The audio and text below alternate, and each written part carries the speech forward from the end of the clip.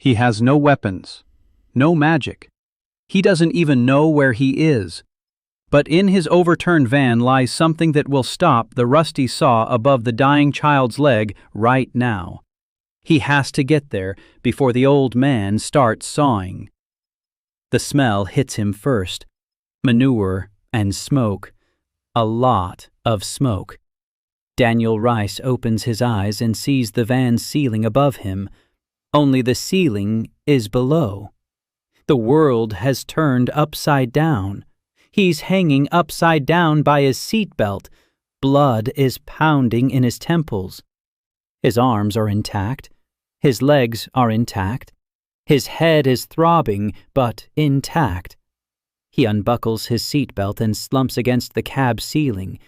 The windshield is cracked, but still holding. There's no highway behind him. No Iowa.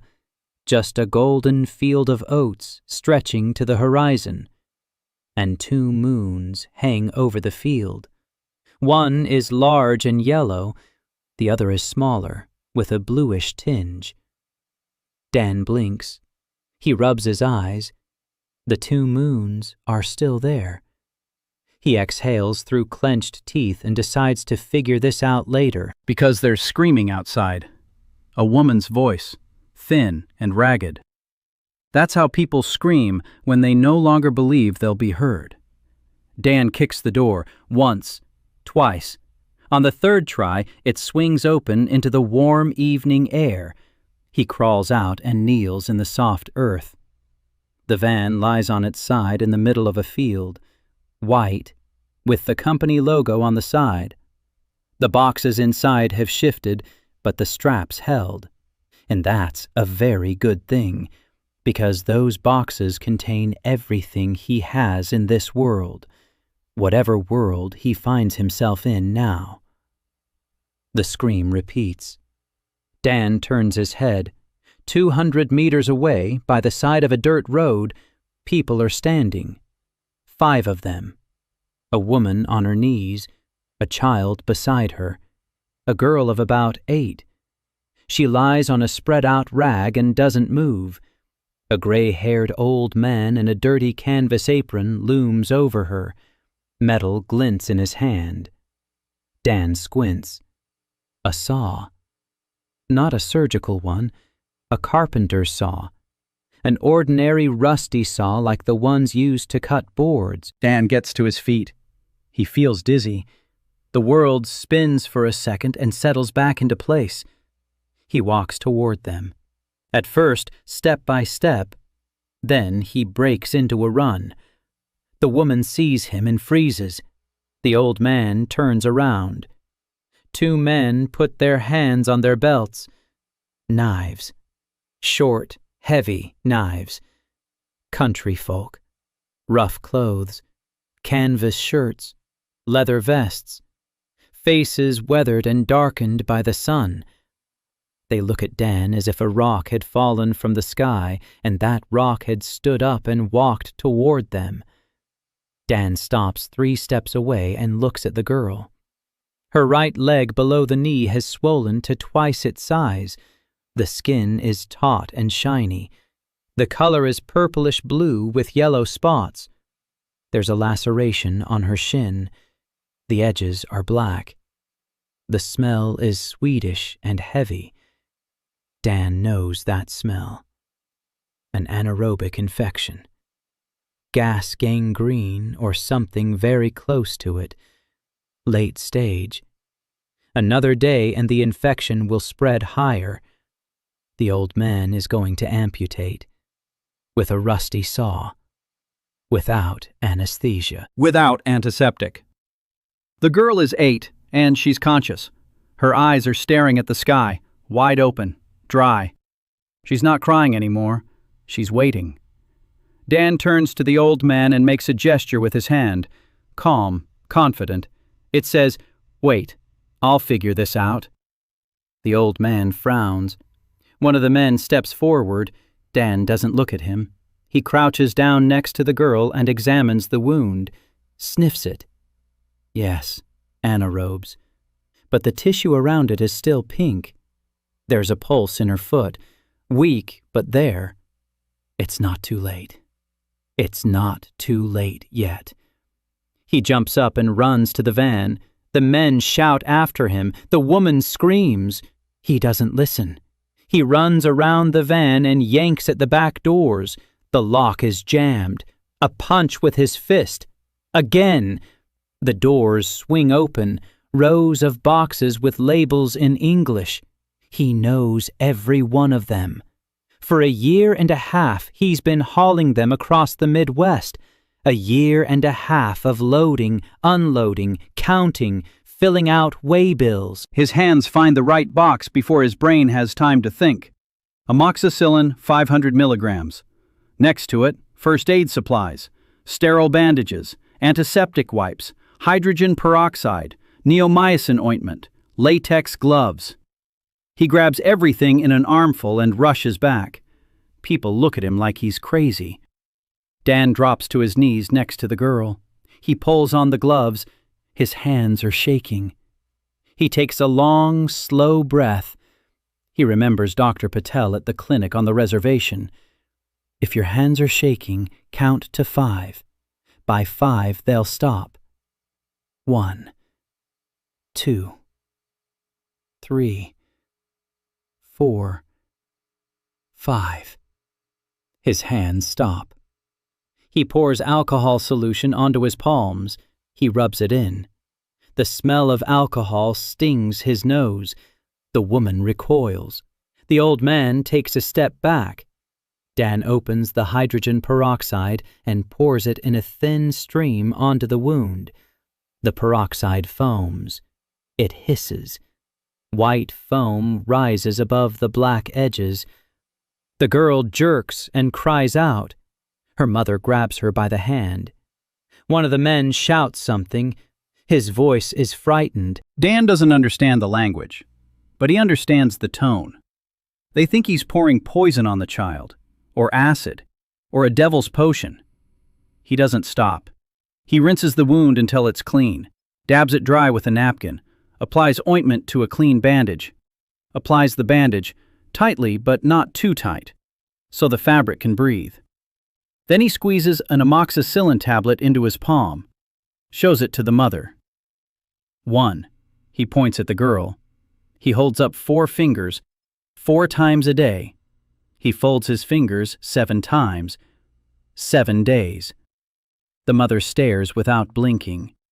Tears stream down her cheeks, but she doesn't blink. Dan puts the pill in the girl's mouth and gestures for her to drink some water. The mother jumps up and brings a flask. The girl swallows. Dan exhales. Then he realizes. The girl weighs about 25 kilograms. A 500 milligram dose is too much for her, so he has to break it in half.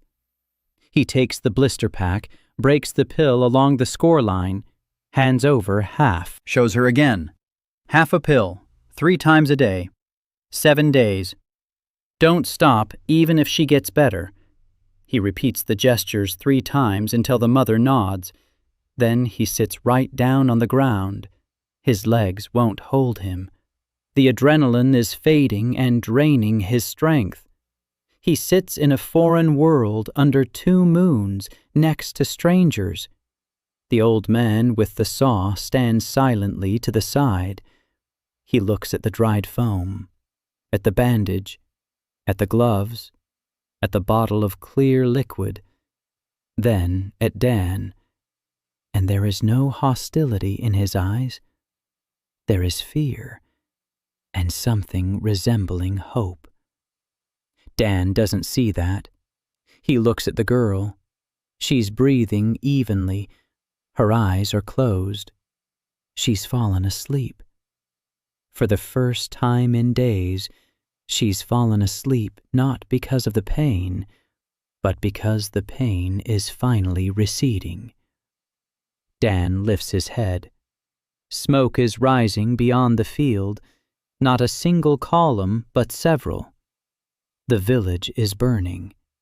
Between him and the smoke, dots are moving. Gardeners. Their chainmail glints in the light of the 2 moons. The men see them too. They scoop the girl up and leave, quickly, silently. The mother turns to look at Dan, just once. There is a question in her gaze. Why did he do it? He knows the answer, but couldn't explain it. He did it because he could. Because in his van lay the thing that stopped the rusty saw. And because 15 years ago he stood in a hospital corridor and watched as his younger sister was wheeled away on a stretcher, and he couldn't do anything. But now he could. People disappear into the darkness. Dan is left alone. The horsemen are approaching. He closes the back doors, locks them, puts the key in his pocket, sits on the running board, and waits.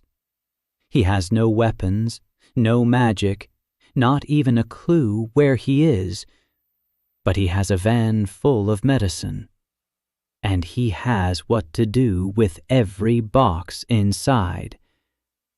The horsemen are 100 meters away. Dan counts. 7. Chainmail, spears. One carries a banner, a dark cloth with a coat of arms. They notice the van and slow down. They stop 20 meters away. One dismounts. Tall, a red beard, small, alert eyes. He approaches Dan and speaks, an unfamiliar language, but the rhythm of the commands is commanding. This man is used to giving orders. Dan raises his hands, open palms, an international gesture. I am unarmed. I am not an enemy. The red-bearded man looks at his hands, at his strange clothes, at the van, at the lettering and the logo. His face reveals nothing. Then he issues a short command to his men. 2 of them dismount and walk toward the van. Dan doesn't move. He sits and watches as foreign soldiers in a foreign world examine his only possession. And he thinks, insulin in a cooler. Without electricity, the cooler will stay cold for 2 days, maybe 3. Then the insulin will be ruined. Antibiotics last a long time at room temperature. Painkillers too. Vitamins are stable. Bandages don't spoil. The main problem is the insulin and the vaccines. They need to be kept cold, and he has no cold. The red-bearded man returns. He speaks again, more slowly. He points at the van, then at Dan, then at the road leading to the smoke. The gesture is clear. Who are you? What is this? Come with us. Dan stands up. He brushes the dirt off his knees. He looks the Redbeard in the eyes and does what he does best. He smiles. The calm, professional smile of a sales rep, the very same one he used to greet every new customer in every new pharmacy in the Midwest. The red-bearded man blinks. He wasn't expecting a smile from the man who'd just been surrounded by 7 armed horsemen. Dan points at himself, then at the wagon. Then he pretends to drink from a cup. Then he points to the wounded rider at the back of the line. The man is sitting crookedly in the saddle. His left arm is pressed against his side, blood on his chainmail. Fresh. Dan points at him, then at the wagon. Then he pretends to bandage a wound. The red-bearded man follows the gesture. He looks at the wounded man. He looks at Dan. Something changes in his eyes. Not distrust, not yet, but calculation. The cold, practical calculation of a man who has a wounded fighter and no doctor. He nods, briefly, once. Dan opens the back doors. He takes out a first aid kit and walks over to the wounded man. This is his first deal in this world. Not for money, for a chance to live until morning. The wounded man's name was Court. Dan learned his name later, but for now, he simply pulled the chainmail off him with the help of 2 soldiers and examined the wound. A slash, left side, ribs intact. The blade had grazed him, slashing the skin the length of a palm. The bleeding isn't arterial. The wound is dirty. Shreds of fabric from his shirt are embedded in the flesh. Without treatment, it will start to fester in 2 days. Sepsis in 5. Death in a week. Dan worked by the light of a torch held by one of the horsemen. His hands were in latex gloves. He flushed the wound with saline from a soft-sided bottle. The soldiers eyed the clear liquid with suspicion, then with hydrogen peroxide. Hissing and foam. Court flinched and cursed through clenched teeth. The red-bearded commander stood nearby and watched. His eyes never left Dan's hands. Dan used tweezers to remove 3 slabs of tissue from the wound.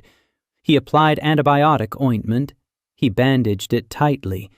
Then he took a blister pack of ibuprofen out of his pocket and squeezed out 2 tablets. He showed them to Court. Put them in his mouth. Swallow. Wash down with water. Court looked at the red-bearded man. He nodded. Court swallowed. 20 minutes later, the pain began to subside. Dan could see it in his face. The muscles around his eyes relaxed. His breathing deepened. Court looked at Dan with an expression he'd seen hundreds of times. That's how people look when they try painkillers for the first time after days of unrelenting pain, as if something stolen had been returned to them. The red-bearded man spoke to Dan, at length, with gestures, pointing to the road, to the smoke in the distance, at the wagon.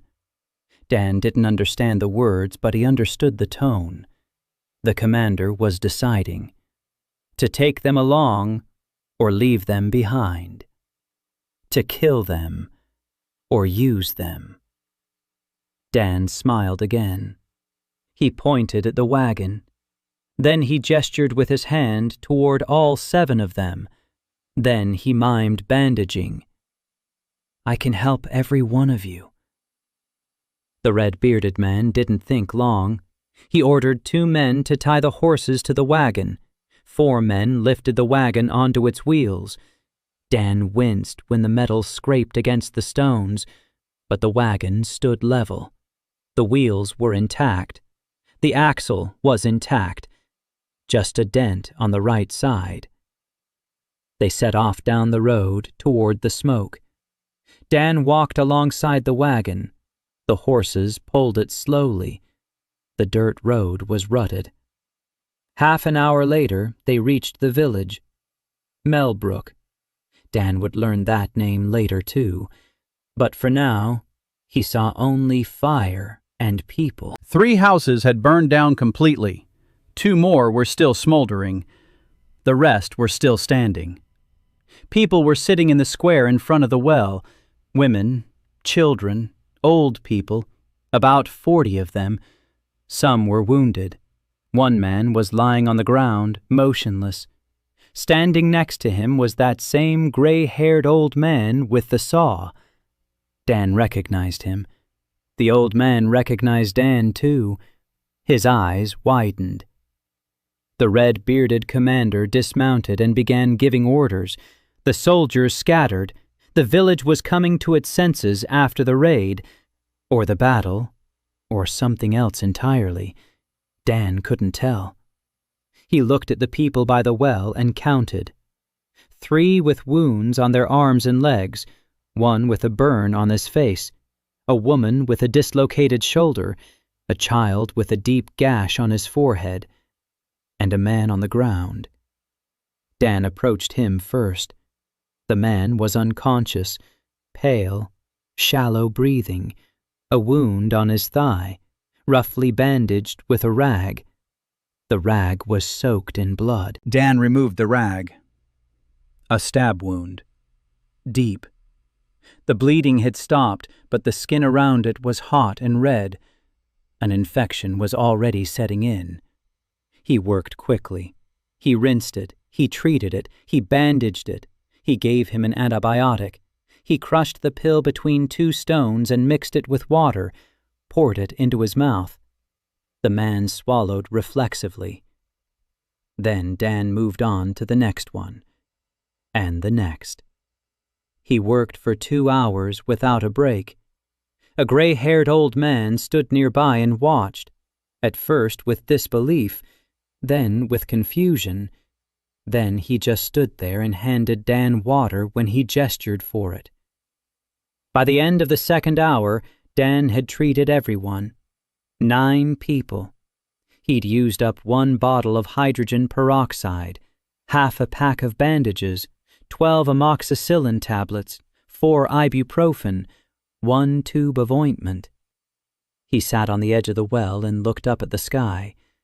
The 2 moons had shifted. The smaller one had disappeared below the horizon. The larger one hung directly overhead, yellow and indifferent. Dan closed his eyes. Exhaustion hit him all at once. He hadn't slept. He hadn't eaten. He hadn't drunk. He didn't even know how much time had passed since the accident, or death, or the transfer, or whatever it was. Someone touched his shoulder. He opened his eyes. A woman was standing in front of him, not young, broad-shouldered, dark hair tucked under a scarf. In her hands, a clay bowl with something hot. She held out the bowl and said something. Her voice was steady and calm, motherly.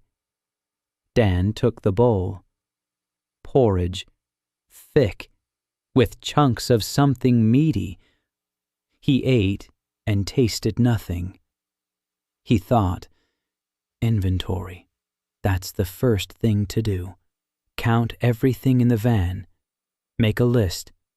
Calculate the consumption. For 1.5 years, he had started every day with an inventory, a habit etched into his muscle memory. He finished the porridge, set the bowl on the edge of the well, stood up, walked to the van. The red-bearded commander was sitting by the fire nearby and looked at him but didn't stop him. Dan opened the back doors and climbed inside. He turned on the flashlight on his phone. The phone was working. No network, no satellite, no signal. But the flashlight worked, and the battery was at 73%. He began to count. Amoxicillin 500 milligrams, 24 blister packs of 10 pills each, a total of 240 pills, minus 14 used, 226. Ibuprofen 400 milligrams, 30 blister packs, 300 tablets, minus 6, 294. Cephalexin 500 milligrams, 10 blister packs, 100 tablets, untouched. Azithromycin 250 milligrams, 8 blister packs, 80 tablets, untouched. Metronidazole 500 milligrams, 12 blister packs, 120 tablets. Paracetamol 500 milligrams, 50 blister packs, 500 tablets. Insulin, thermal container, 20 vials. The temperature inside the container is still holding, but not for long. 2 days at most. Then the insulin will be useless, unless he finds a way to keep it cold. Vaccines, a second cooler, 12 vials, same problem. Hydrogen peroxide, 14 bottles, minus 1, 13. Saline solution, 2,500 milliliter soft-sided bottles. IV drips, 10 units. Syringes, 50 units. latex gloves, 10 boxes of 100 each, sterile bandages, 30 packs, Band-Aids, 20 packs, antibiotic ointment, 20 tubes, alcohol solution, 10 bottles, vitamins, multivitamin complexes, 100 bottles, 60 tablets each, 6,000 vitamin tablets, antifungals, fluconazole, 6 blister packs, clotrimazole cream, 15 tubes, eye drops, 10 vials, ear drops, 10 vials, burn ointments, 10 tubes, prednisolone tablets, 4 blister packs, hydrocortisone ointment, 8 tubes, adrenaline and ampules, 10 vials for anaphylactic shock. Dan sat in the darkness of the van and looked at the rows of boxes. This was his arsenal, his army, his currency. 240 amoxicillin tablets. In a world where 1 in 3 wounded dies from blood poisoning, each tablet was worth more than a gold coin. He just didn't know yet how much more. He jotted everything down in a notebook he found in the glove compartment. The pen worked. There was paper. He wrote in small handwriting by the light of his phone. Then he turned off the flashlight. He lay down on the floor of the van between the boxes. He closed his eyes and fell asleep. No dreams, no thoughts. He just sank into the darkness like a stone into water. In the morning, a knocking woke him up. Someone was banging on the side of the van. Dan opened his eyes. Light streamed through the windshield. Morning. Early. The sun was out. The usual yellow sun. At least something normal. He opened the door. Standing in the doorway was the red-bearded commander. Next to him was a gray-haired old man, and the woman who had fed him porridge yesterday. And 2 more men he hadn't seen before. One of them was better dressed than the rest. A clean shirt, a leather belt with a silver buckle, boots. Not a peasant. The red-bearded man pointed at this man, then at Dan. Then he made a gesture that meant, "Speak." The man in the boots began to speak, slowly, clearly, and in a different language, not the one the soldiers spoke. Dan didn't understand. The man tried another language, and another. On the 4th try, something clicked. The words were clumsy and strange, but a rhythm emerged in them, a structure, something vaguely resembling Latin. Dan knew Latin, not fluently, but 1.5 years of pharmacy school meant 1.5 years of Latin roots in every other name. He listened closely. The man asked where he was from. Dan answered in broken Latin, "From far away, very far away." The man nodded. He understood.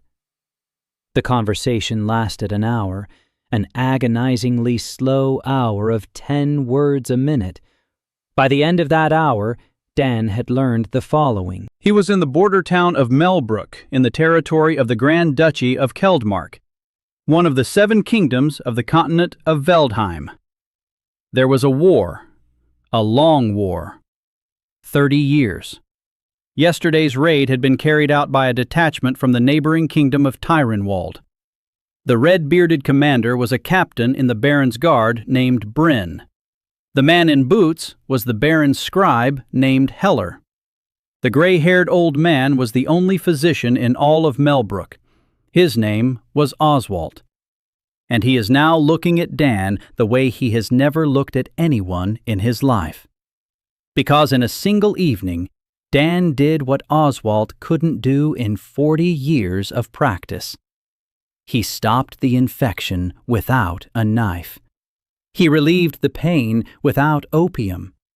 He closed the wound so it didn't fester overnight. Heller asked the key question, "What do you want?" Dan thought for a minute.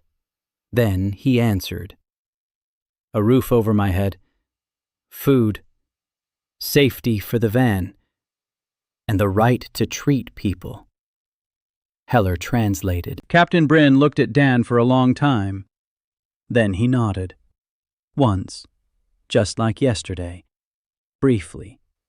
Dan was given a back room at Maggie Holloway's inn, the very same broad-shouldered woman with the porridge. The wagon was parked in the yard, and a guard was posted. And by noon, on his first full day in Mellbrook, 4 people were standing at Dan's door. A woman with a child who hadn't been able to shake a cough for 3 weeks, an old man with a swollen knee, a young man with a burn on his forearm, and a girl. That very girl with the leg. She had come on her own, limping, but on her own. Her mother stood behind her, holding a jar of honey. For the first week, Dan barely slept. Patients came from morning until dark. Mellbrook turned out to be bigger than he'd thought. Not a village, but a small town. 400 residents, plus refugees from the east, another 100, plus Captain Bryn's garrison, 30 soldiers. A total of over 500 people, and for all of them, just one old man, Oswald, with a set of 5 herbs and a rusty saw. Dan saw patients in the back room of the inn. Meg had set up a table for him, 2 chairs, a shelf for medicines. Dan covered the table with a clean sheet from the wagon and hung a sheet of paper with the appointment schedule on the wall. The schedule was pointless. People couldn't read, but Dan needed structure. He saw 5 people an hour: examination, diagnosis, prescription, entry in the notebook, name, age, symptoms, medication, dosage, follow-up date. By the 3rd day, the notebook was full. He tore blank pages from the delivery slips and continued writing on them. By the end of the first week, he had seen 47 people, 23 with infections of varying severity, 9 with chronic coughs, 5 with skin conditions, 4 with burns of varying degrees, 3 with dislocations that he reset using a technique he'd seen a medic use on the reservation, 2 with toothaches. He gave them ibuprofen and realized that dentistry was a problem he couldn't solve. 1 child with a high fever and a rash.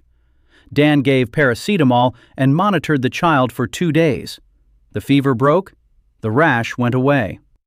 A virus, not a bacteria. No antibiotic was needed. He was proud of that decision. Every antibiotic pill saved is someone's life in the future. Weekly usage: amoxicillin, 38 pills, 188 left. Ibuprofen, 22 pills. Paracetamol, 16. Hydrogen peroxide, 3 bottles. Bandages, 7 packs. Antibiotic ointment, 4 tubes. At this rate, the antibiotics would last 5 weeks, maybe 6 if he was careful. And then they'd run out, and he'd be useless. That thought kept him awake at night. On the 4th day, 2 important events occurred. The first, Oswald came to see him in the morning. He sat down silently in the patient's chair. He watched Dan work in silence for an hour.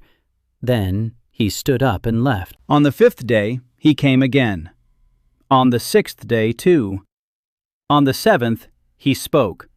Through Hellert, who now came every day to translate, Oswald said he wanted to understand. Not to believe, to understand. Dan nodded. He took out a bottle of hydrogen peroxide. He asked Oswald to bring a piece of raw meat. Oswald brought it. Dan placed the meat on the table. He showed the wound he had already treated that morning. Then he poured hydrogen peroxide over the fresh piece of meat. Foam. Fizzing. He demonstrated that the peroxide kills what causes decay. Tiny creatures that live in the dirt and get into the wound. You can't see them with the naked eye, but they exist. Oswald listened. His face showed neither agreement nor disagreement. He listened the way a man listens who, for 40 years, did what he could, and is seeing for the first time that things could have been done differently.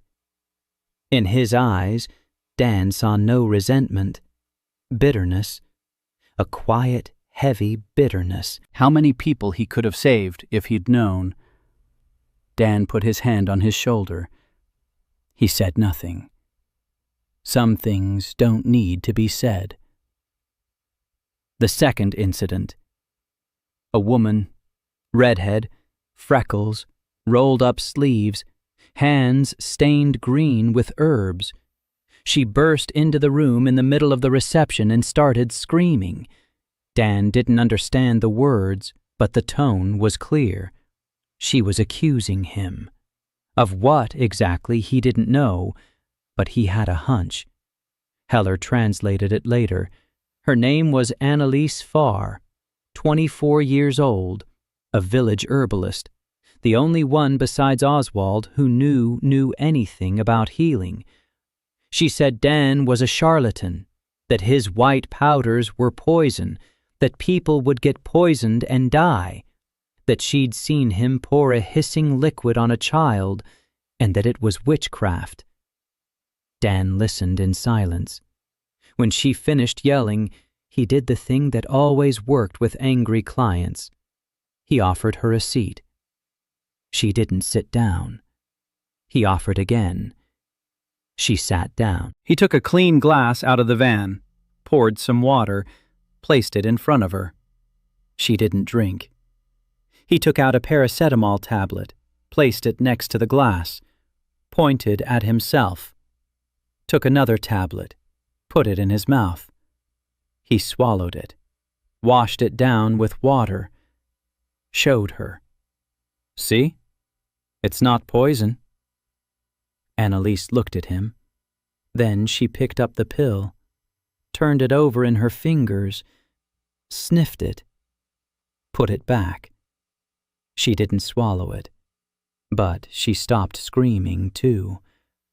She asked through Hellert what was inside the white pill. Dan explained as best he could, a substance that brings fever.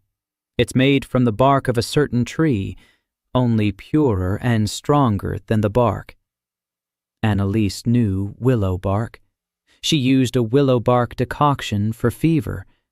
That was the first thing they found in common, the first point of intersection between his world and hers. She returned the next day, and the day after that. On the third day, she brought her herbs. She laid them out on the table, 23 varieties. She began to explain each one. Dan listened and took notes. He recognized some of the herbs from their descriptions, analogues of plants he'd seen in reference books. One of the herbs resembled the description of a natural source of salicylic acid. Another had anti-inflammatory properties. A third was astringent and suitable for treating minor wounds. Annalise wasn't a quack. She was a doctor without formal training, an intuitive practitioner who, through years of trial and error, had figured out what worked. And Dan realized he needed her. Not as a student, as a partner. She knew this world, these herbs, these people. He knew pharmacology. Together, they could do more than apart. On the 5th day of their acquaintance, he offered her a deal. He would teach her everything he knew about medicines. She would teach him everything she knew about local plants. Annalise thought about it for a day. Then she came in the morning. She sat down silently next to him. Silently, she began to help with the bandaging. That was her answer. At the same time, Dan was tackling the language barrier. Hellert couldn't translate all day. He had his own duties with the Baron. Dan began to learn the language. He wrote words down in a notebook, 20 words a day, He'd point to an object. He'd ask what it was called. By the end of the first week, he knew 80 words.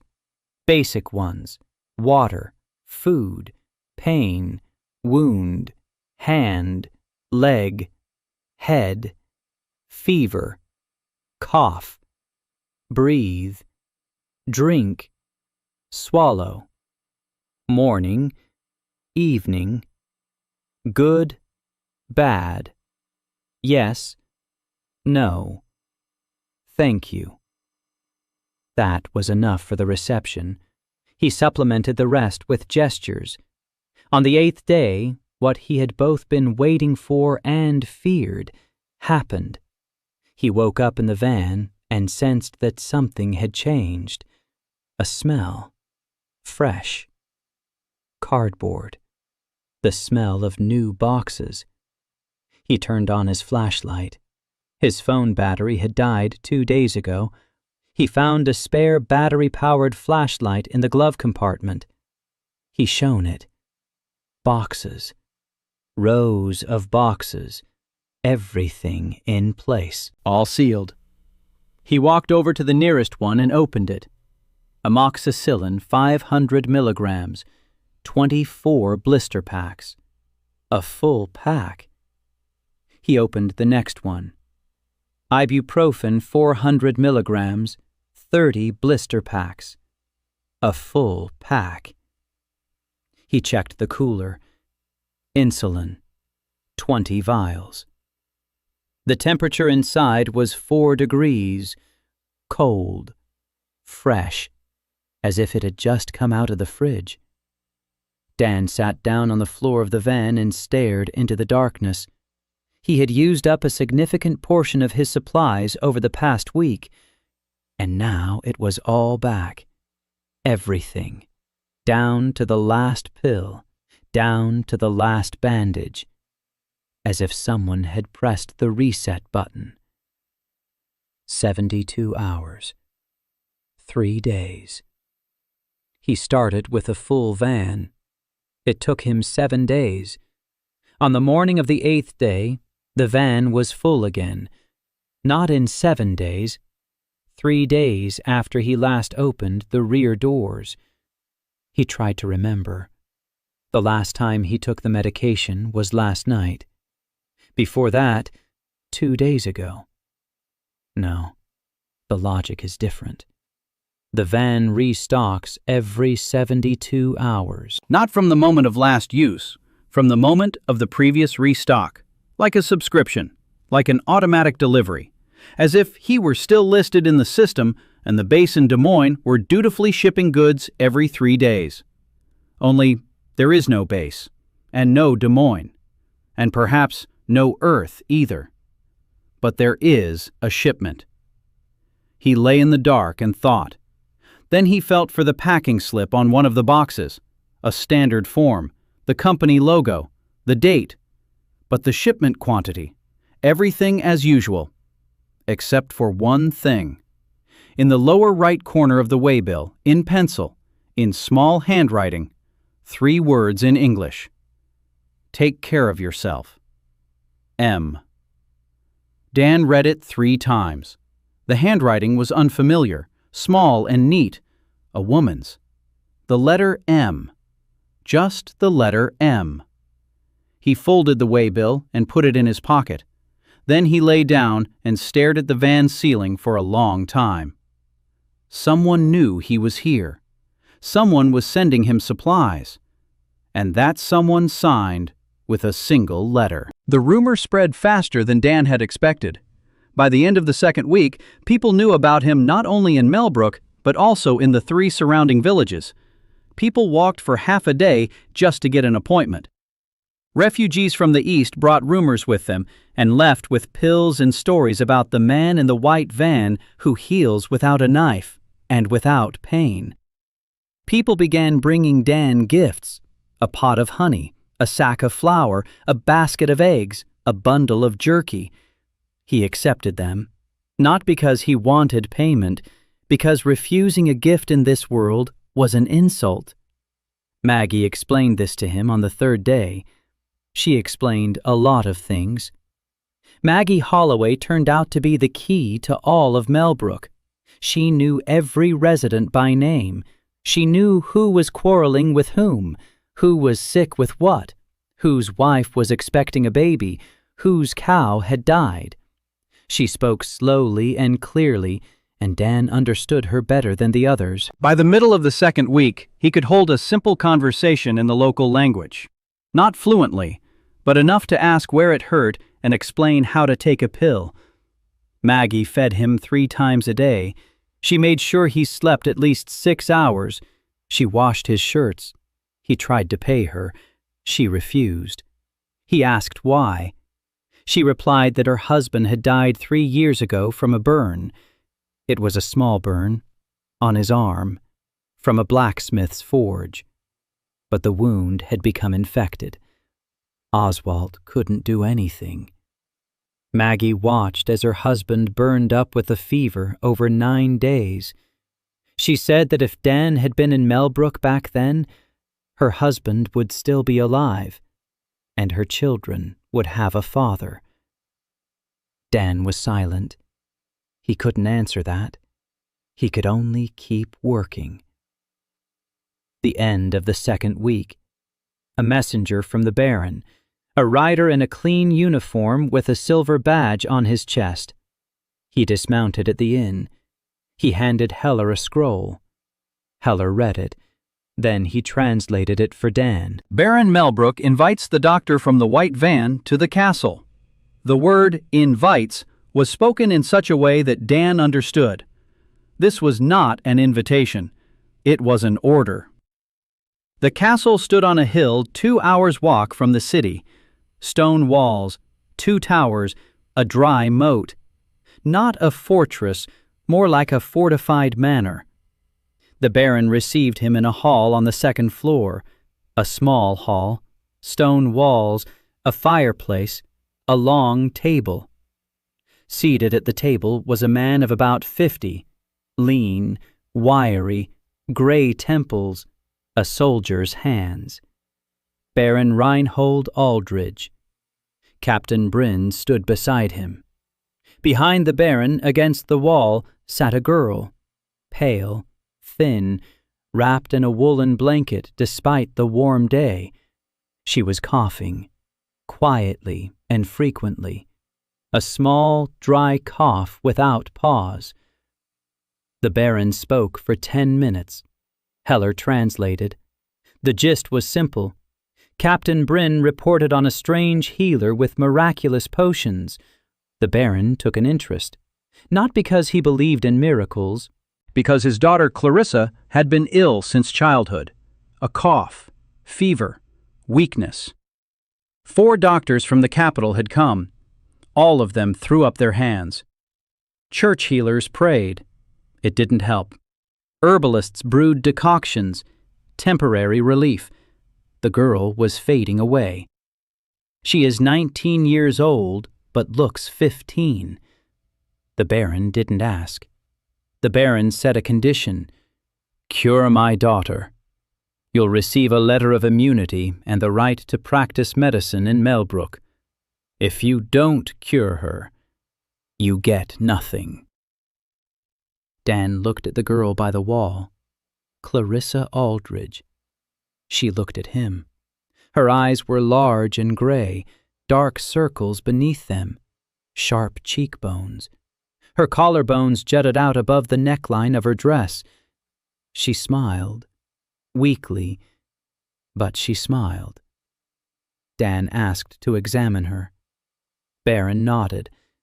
Dan walked over, sat down beside her, asked her to breathe deeply, listened to her breathing by pressing his ear to her back. Rails, wet, in the lower lobes of both lungs, prolonged, chronic. Asked her to show him her hands. Nails. Mild cyanosis, a bluish tint, oxygen deprivation, dry skin, elevated temperature, not significantly, 37.5 by feel. Chronic inflammation, long-standing. He asked through Hellert how long she'd been sick. Since she was 7. 12 years. He asked if it gets worse in the winter. Yes, it gets worse every winter. He asked if there is blood in her sputum. Sometimes, rarely. Dan stood up. He thought, chronic pneumonia, or bronchiectasis, or tuberculosis. You can't say for sure without an X-ray, but based on the combination of symptoms, long-term course, wet rails, low-grade fever, periodic blood in the sputum, it looks like smoldering tuberculosis. Or chronic bacterial pneumonia that isn't being cured because there's nothing to treat it with. He told the Baron through Hellert that he needed a week. The Baron frowned. A week is a long time. Dan replied that the illness had lasted 12 years. A week is quick. The Baron leaned back in his chair. Then he nodded. Clarissa moved into the room next to Dan's at the inn. Her maid came with her. Dan began treatment. Azithromycin 500 milligrams on the first day, then 250 milligrams for another 4 days, the standard regimen for bacterial pneumonia, plus ibuprofen for the inflammation, plus multivitamins, plus rest. Lots of water, fresh air, the window open. The bed raised so her upper body was higher than her legs. Maggie made her broth. Annalise brought a herbal decoction that, according to the description, was similar to thyme, an expectorant. Dan approved. On the second day, the fever broke. On the third, the cough became less frequent. On the fourth, Clarissa slept through the night without waking for the first time in a month. On the fifth, she got out of bed and walked around the room. Her maid began to cry. On the sixth day, Clarissa's voice returned. Not a hoarse, gasping whisper, but a normal voice. She turned out to be talkative. Very talkative. She spoke without stopping, about the castle, about the horses she was never allowed to ride because she was too weak, about the books she read in her father's library, about how she saw 2 moons from the tower window and made a wish every evening, about how she had never been to the fair in the capital because the journey was too arduous. Dan listened. Her voice was like a stream that had burst its banks. 12 years of silence. 12 years behind closed windows. And now she was speaking and couldn't stop. On the 7th day, Dan brought her to her father. Baron Reinhold was sitting in the same chair. Clarissa entered the hall and curtsied. Then she stood up straight. Her cheeks were rosy, her eyes were clear, her breathing was steady. She told her father she felt better than she had in the last 10 years. The Baron looked at her. His face hadn't changed, a soldier's face, accustomed to maintaining a stoic expression. But his hands were clenched so tightly around the armrests of the chair that his knuckles had turned white. He turned to Dan, asked what he wanted. Dan repeated himself. A letter of immunity, the right to open a hospital, the right to treat anyone who came. And one more thing. He asked for permission to teach the locals. The Baron asked what. Dan replied, to wash their hands, to boil water, to sterilize instruments, not to put dirty rags on open wounds, not to drink from the same cup as a patient. Simple things, things that would save more lives than all his pills put together. The Baron was silent for a long time. Then he stood up. He walked over to Dan. He held out his hand. Dan shook it. The Baron's hand was stiff and dry as wood. Bryn stood behind him, and for the first time in the 2 weeks they'd known each other, Dan saw something resembling approval on his face. The letter was written that very day, on parchment, with the Baron's seal. Dan couldn't read it, but Heller translated it. Physician Daniel from distant lands is under the protection of Baron Reinhold Aldridge. His property is inviolable. He is permitted to practice medicine and teach within the territory of Mellbrook. Anyone who harms him will answer to the Baron. Dan folded the parchment and put it in the wagon, next to the waybill with a note from M. 2 documents. One from a world that no longer exists, the other from a world that has become his home. On the way back to the city, Clarissa walked beside him. She didn't stop talking for a moment. Dan listened and smiled. She reminded him of his sister, not in appearance, in character. The same energy, locked away for too long and bursting to get out. The same thirst for life in someone who is used to thinking they would die young. The infirmary opened 3 days after the charter was received. Bryn had set aside an empty granary by the city's eastern wall, a long stone building with a wooden roof. It used to store grain. Now it held 10 beds. The beds had been knocked together by Mellbrook's carpenter in 2 days. Rough work, but sturdy. Dan covered each one with a clean cloth. Maggie sewed sheets from old canvas sacks. Dan divided the barn into 2 sections, the left one for mild cases, the right side was for serious cases. He hung a canvas curtain between them. It wasn't a sterile operating room, but it was better than nothing. He placed a barrel of boiled water and a bar of soap by the entrance. Everyone who enters washes their hands. Everyone, no exceptions. He spent the first day explaining this rule. People didn't understand. Why wash your hands if they aren't dirty? Dan couldn't explain microbiology in a language he'd only been learning for 3 weeks. He made it simpler. He asked Annalise to bring a piece of meat. He cut it into 2 pieces. He placed one on a clean cloth. He threw the other into the mud. Then he picked it up. He placed both pieces side by side. He told everyone to come back in 3 days. 3 days later, the dirty piece was covered in green mold and stank. The clean one had started to spoil, but more slowly. Dan demonstrated, what happened to the dirty meat happens to wounds if you touch them with dirty hands. People looked at the meat, they looked at their hands, and they started washing them. Not everyone, not right away, but they started. Annalise became his right-hand woman. She handled the minor cases, cuts, bruises, colds, skin rashes. Dan taught her how to clean wounds, how to apply clean bandages, how to give paracetamol for a fever. She learned quickly, eagerly. Every evening after the clinic closed, she stayed behind and asked questions. Why do some wounds get infected and others don't? Why does a fever sometimes go away on its own and sometimes kill? Why can't you give the white pills to pregnant women? Dan answered as best he could.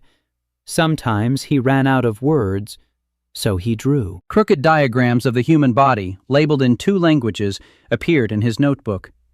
Annalise looked at them as if they were sacred texts. In the 2nd week of the infirmary's operation, problems began.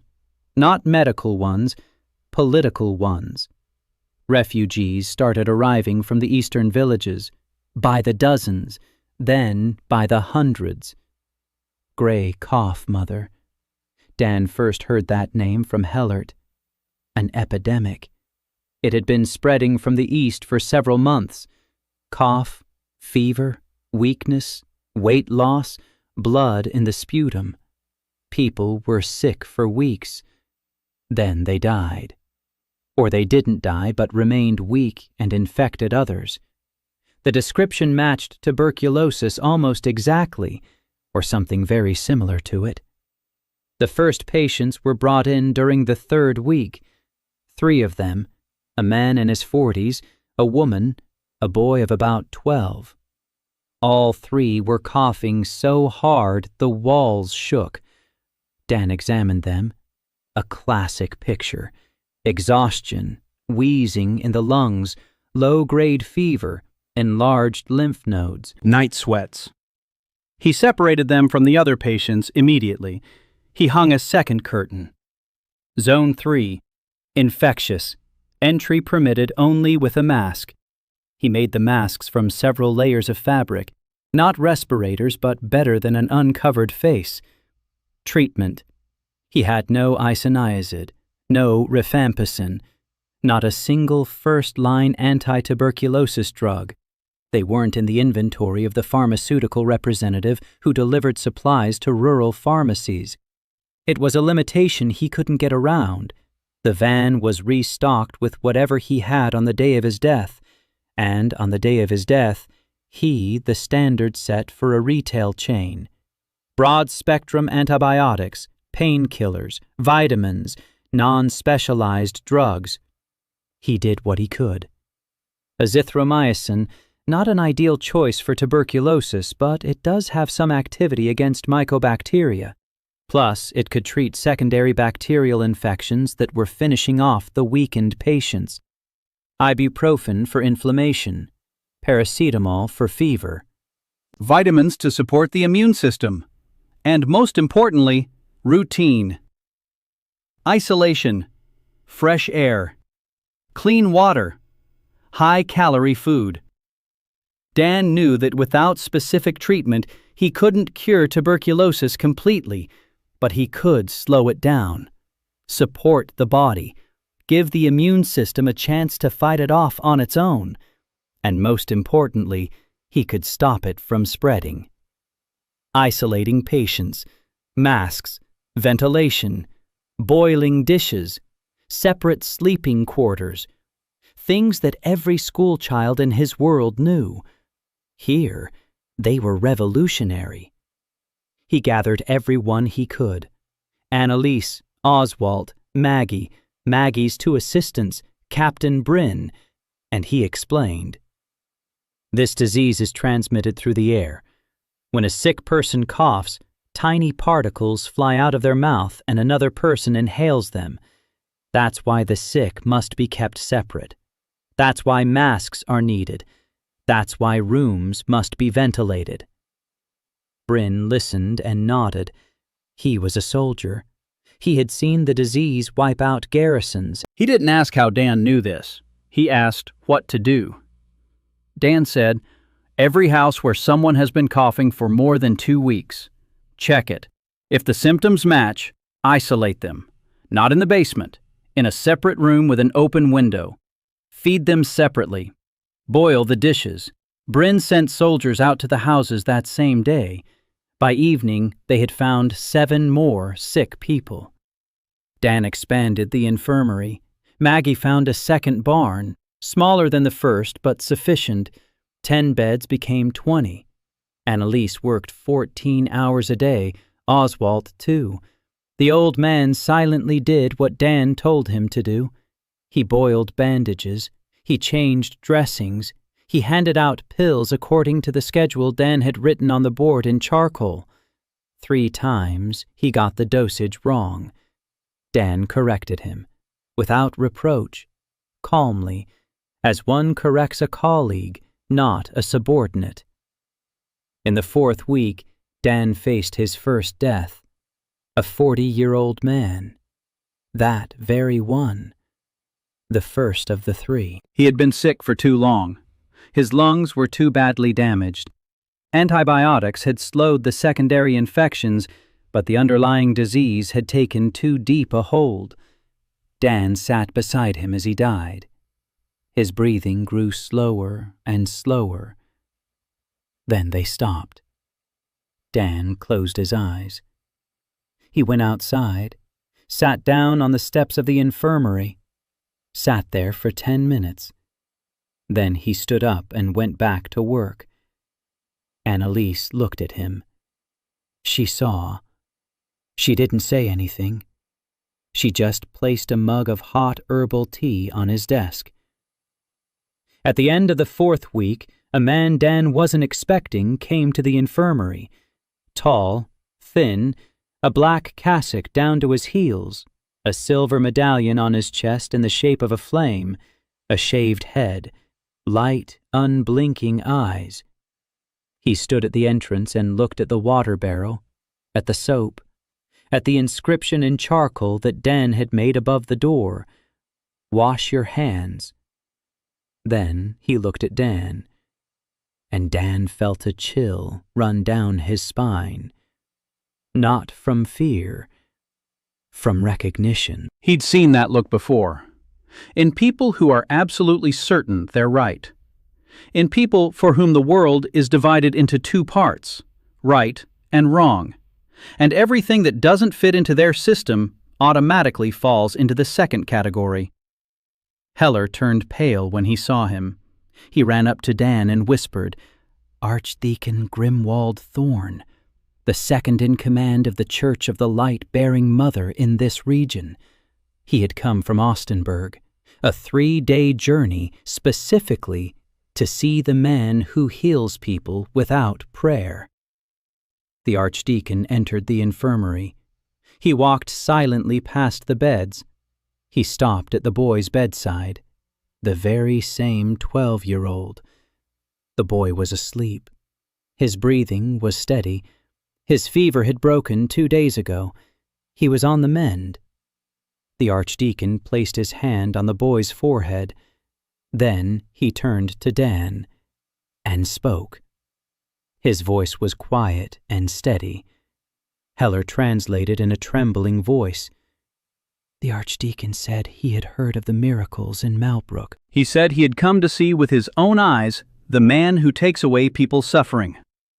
Dan replied that he did not take away suffering, he treated the illness.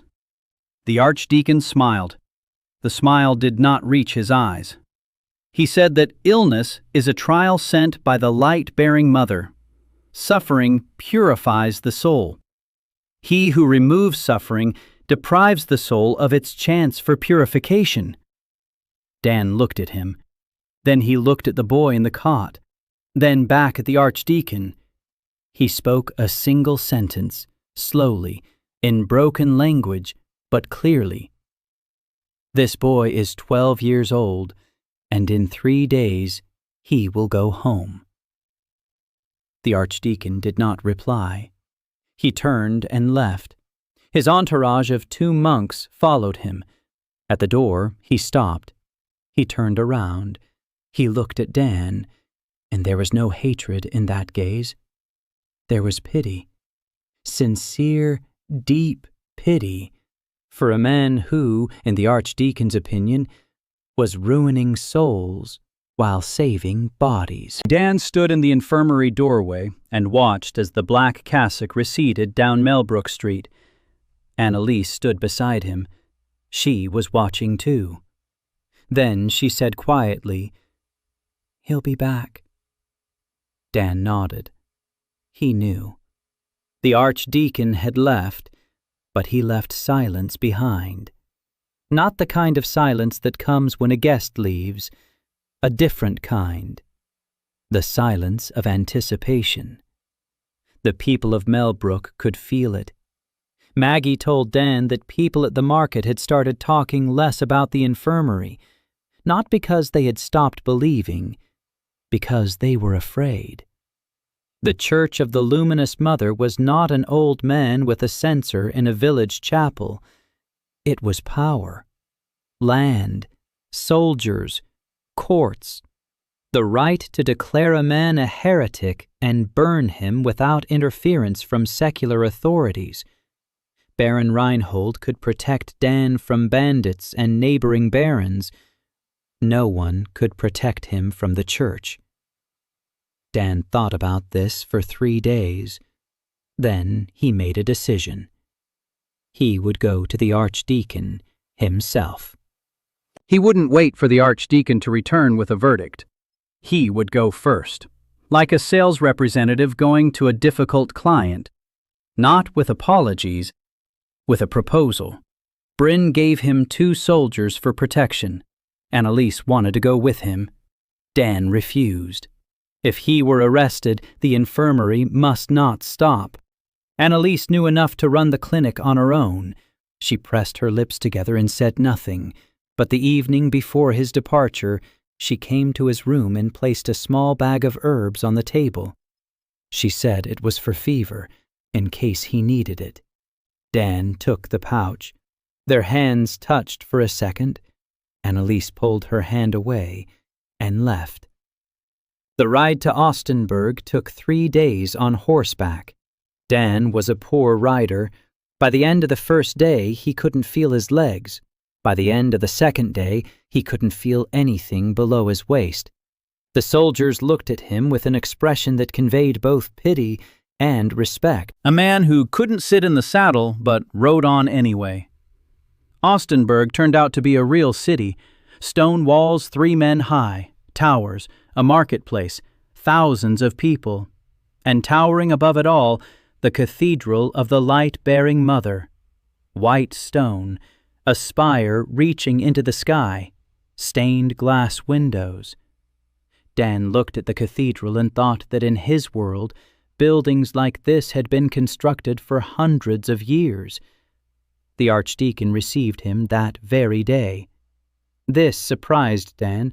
He had expected days of waiting, receptionists, secretaries, but Thorne received him immediately. The archdeacon's office was simple: stone walls, a wooden table, a single chair, books, many books, on the shelves along the walls, on the table, on the windowsill. Thorne was sitting at the table reading when Dan entered. He looked up. The same pale, unmoving eyes. He gestured to the chair opposite him. Dan sat down. Thorne spoke first.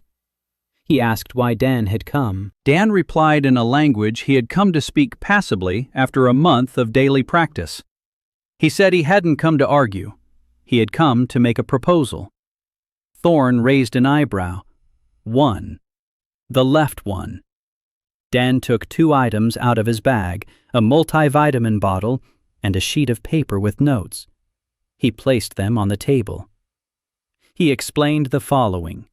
In Mellbrook, there are people who believe in the light-bearing mother. He has no intention of changing their faith. He is not a priest. He is a doctor. His concern is the body. The church's concern is the soul. He proposes a division. The church prays for the sick. He heals their bodies. 2 approaches, not a contradiction, but a complement. The sick person receives both prayer and medicine. The soul is saved, and so is the body. Thorne listened. His expression didn't change. When Dan finished, the archdeacon was silent for a minute. Then he spoke. He said that Dan was smart, smarter than he'd expected. But the issue wasn't about prayers or pills. The issue was suffering. The light-bearing mother had sent illness to people as a trial. To pass the trial is to draw closer to the light. To remove the trial is to deprive a person of their path. Dan looked him in the eyes and asked the question he'd been preparing for 3 days. He asked if the archdeacon himself had ever been sick. Thorne paused. Then he answered. In his youth, a fever. 2 weeks between life and death. Dan asked if he had prayed back then. Thorne replied that he had prayed every hour. Dan asked if he had wanted the pain to stop. Thorne didn't answer. His eyes narrowed slightly. Dan didn't press the issue. He changed the subject. He opened a jar of vitamins. He poured a handful of pills into his palm. He explained that this wasn't medicine for an illness. It was food. Concentrated food that helps the body become stronger. Like good bread, like meat, like milk. Nothing miraculous, nothing devilish. Just food in a small form. He suggested that Thorne take the jar. Distribute it at the shelter by the cathedral to the children who are thin and pale and get sick every winter. Let the church distribute it. Let it be a gift from the light-bearing mother through the hands of her servants. Dan didn't ask for recognition. He didn't ask for thanks. He asked not to be bothered. Thorne took the jar, turned it over in his hands, opened it, sniffed it, took out a single pill, looked at it, then looked at Dan for a long time. And Dan saw in his eyes not pity as last time, calculation. The cold, intelligent calculation of a man who thinks 10 moves ahead. Thorne said he would think it over. Dan stood up, bowed, left. Bryn's soldiers were waiting for him on the street, and someone else, a woman, young, pale, a long light brown braid, the gray habit of a nun of the Order of the Light-Bearing Mother. She stood by the cathedral wall and looked at Dan. When he walked past, she spoke, quietly, almost in a whisper. She said she had heard of him, of the healer from Mellbrook. She said she wanted to see him. Dan stopped. He looked at her. A young face, 22, maybe 23, gray, serious eyes. Her hands were folded in front of her, slender fingers, an ink stain on the middle finger of her right hand.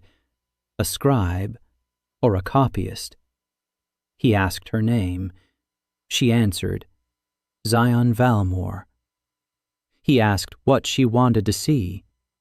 She said she wanted to see the truth, whether he was a demon or a saint, because the archdeacon says one thing and the people of Mellbrook say another, and she wants to know for herself.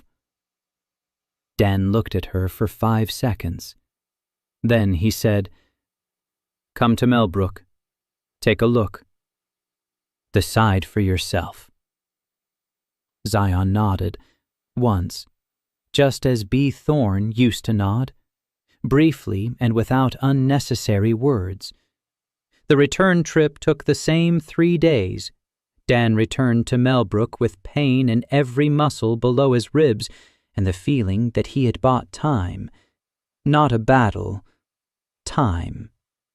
Thorne hadn't blessed him. But he hadn't cursed him either. For now, that was enough. News awaited him at the infirmary. Annalise had managed. All the patients were alive. 2 of the 3 patients with the gray cough were on the mend. The boy had been discharged and had gone home with his mother. The woman was still weak, but her temperature was stable. But there was more. While Dan was away, a merchant caravan from the south had arrived in Mellbrook. 6 wagons, guards. A merchant named Garvin Stokes. He had heard about the healer with the miraculous remedies and came to the infirmary. Annalise wouldn't let him near the supplies. He offered gold. Annalise refused. He offered a lot of gold. Annalise refused again. He left, but said he would return when the healer returned. Dan found him the next morning at the market. Garvin Stokes turned out to be a short, stout man with quick eyes and hands that were constantly moving, counting coins, stroking the fabric of his wares, drumming on the table. The hands of a merchant. Dan recognized this type. He'd seen hundreds like him over the past 1.5 years on the roads of the Midwest. Pharmacy owners, distributors, middlemen. People who don't create the goods but make sure they get where they need to go. Stokes proposed a deal. He'd buy a batch of pills from Dan, any kind, at any price. He'd haul them south, sell them in the capitals of the 3 kingdoms, split the profits. Dan listened. His face was calm. Inside, he was calculating. If he sold the pills to Stokes, the drugs would go to the rich, to the elite, to those who could pay. That meant money. Money meant security, walls, tools, everything that can't be taken out of the van. But it also means the pills will leave Mellbrook. Every blister pack sold to Stokes is a blister pack not given to a patient in the infirmary. Every amoxicillin pill costs someone's life, and he has to decide whose. Dan made a counteroffer. He doesn't sell pills. He sells a service. Stokes brings him what he needs: metal for tools, cloth for bandages, soap, lots of soap, candles, paper, ink, glass, clay vessels, everything that can't be taken out of the wagon. In exchange, Dan treats Stokes's people, his guards, his drivers, his family if necessary, and he gives him one thing you can't buy with gold: a recommendation. A letter from Dr. Mellbrook stating that Garvin Stokes is a supplier to the medical infirmary. In a world where Dan's name is becoming increasingly well known, such a document is worth more than any commodity. Stokes thought it over for 2 days. Then he agreed. He was a merchant. He understood the value of reputation. The first supply caravan arrived 2 weeks later. Iron, cloth, soap, 200 bars of soap. Dan stood in the infirmary courtyard looking at the cart of soap and thinking that this was the most important shipment of his life.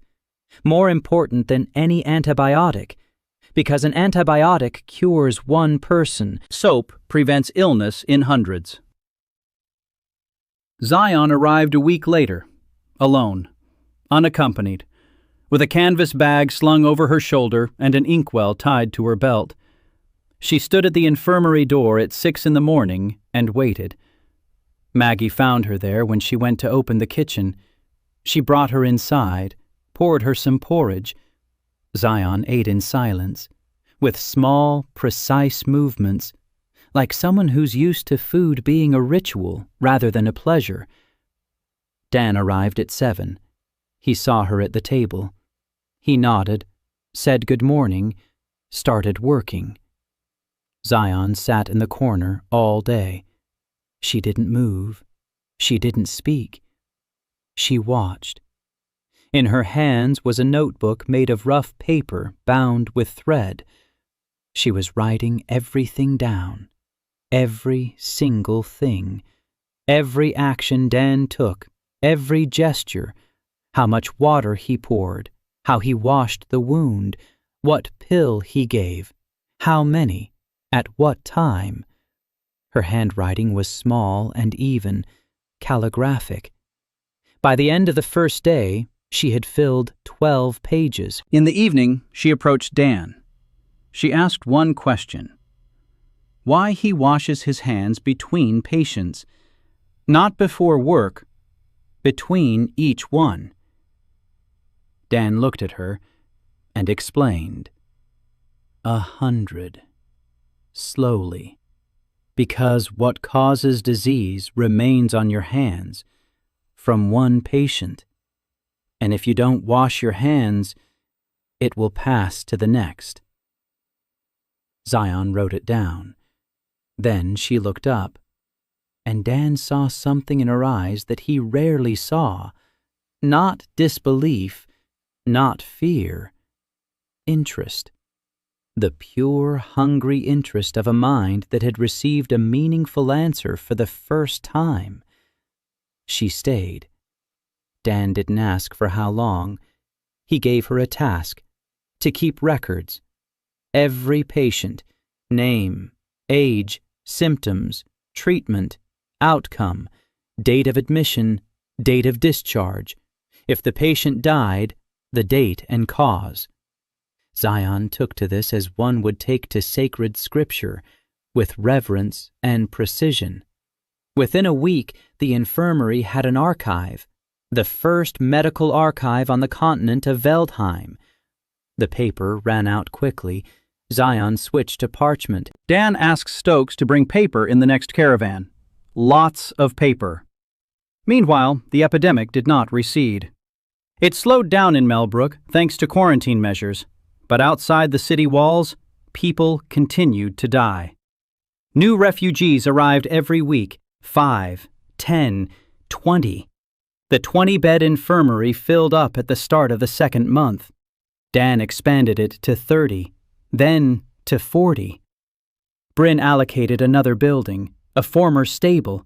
Dan ordered it stripped down to the bare stone, the walls scorched with fire, the floors covered with fresh sand. Maggie organized the laundry. 10 women from town washed bandages and sheets in cauldrons of boiling water. Every day. Dan paid them from the supplies he'd received from Stokes. Flour, meat, salt, soap. Money meant little in Mellbrook. Food meant everything. Annalise began making her own medicines, not pills, decoctions, tinctures, ointments from local herbs. Dan checked every recipe. He approved some, he rejected others. He recognized one 3-ingredient ointment as the equivalent of a mild antiseptic. Annalise beamed all day after that. She began producing this ointment in large quantities. Jars of ointment stood in a row on the infirmary shelf. Dan wrote instructions on each one, in the local language, in large letters. Annalise could read, so could Oswald. Maggie couldn't, but Maggie memorized by ear. She heard it once and never made a mistake again. In the 6th week, 2 events happened at the same time. The first, 4 men broke into the infirmary at night, masks on their faces, knives. They were heading for the van. Dan was sleeping inside. He woke up to the sound of footsteps. He managed to lock the doors from the inside. They were banging on the walls, screaming, demanding he open it. One of them started picking the lock. Dan sat in the dark between boxes of medicine and thought he was about to die for the 2nd time. Not from a truck on an icy highway, From a knife in the stomach in a world with 2 moons. Then there was a sound from outside, a short, dry click, and a scream, and another click, and silence. Then a knock on the door, another, confident and rhythmic, a woman's voice, low, calm. The voice said it was okay to open the door. Dan opened it. 2 people were lying on the ground in front of the van. One was clutching his shoulder, from which a crossbow bolt protruded. The second lay motionless. 2 others had run away. A woman stood over them, tall, a scar across her left eyebrow, a crossbow in her hands. Dark, short-cropped hair, a leather jacket, pants, boots, a belt with 2 knives. She looked at Dan and said he was a fool. She said that sleeping in a van with medicine worth more than gold without security was suicide. Dan asked who she was. She answered, Hazel Morgan, a mercenary from the Southern Guilds. She arrived in Mellbrook 3 days ago. She heard about the doctor. She heard about the medicine. She figured out how many people would want to steal them and decided to wait by the wagon. Not out of kindness, out of calculation. A man who saved her from a knife is usually willing to pay. Dan looked at the wounded man on the ground, then at Hazel, then at the crossbow. He asked how much she wanted. Hazel named a sum, in silver. Dan didn't know the local prices. He said he didn't pay in silver. He paid with medical treatment. She could be sick with anything, and he'd cure her for free. Hazel smirked. She said she was as healthy as a horse. Dan looked at her more closely. A scar across her eyebrow. Old. But her left eye was slightly squinted, possibly a damaged nerve. A burn scar on her right wrist. It had healed poorly. It restricted her mobility. She tilted her head slightly to the right when she listened, possibly reduced hearing in her left ear. He listed all of this aloud, calmly, as if reading a list from a delivery slip. Hazel stopped smirking. Her face went blank. She looked at him the way you look at someone who's seen what you're hiding. Dan said he could help with the wrist. Ointment and physical therapy. Mobility would return in a month. The hearing was trickier, but he'd take a look. Hazel was silent for 10 seconds. Then she said she'd stay. Not for money. We'll see. Dan nodded. The second incident that night. A wounded attacker. A crossbow bolt in his shoulder. Bleeding. Bryn ran up with soldiers 10 minutes later. He wanted to interrogate him. Dan said treatment first, then interrogation. Bryn argued. Dan didn't. He simply took the wounded man by his good arm and led him to the infirmary. Bryn followed behind, saying nothing. Dan pulled out the bolt. He cleaned the wound. He stitched it up. He bandaged it. He gave him antibiotics. The wounded man was conscious and looked at Dan the way you look at a man you came to rob and who is now saving your life. In the morning, Bryn interrogated him. The attackers had been sent by the apothecary from Austenburg. Not the church. The apothecary. The man who sold herbal decoctions for a silver coin a bottle, and whose business was falling apart because someone had appeared in Mellbrook who treated people better and cheaper. Dan listened. He nodded. He knew that story.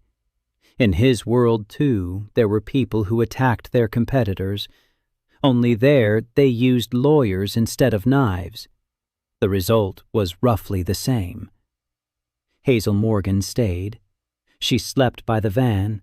She ate in Maggie's kitchen. During the day, she sat on the barn roof with a crossbow on her lap and watched the road.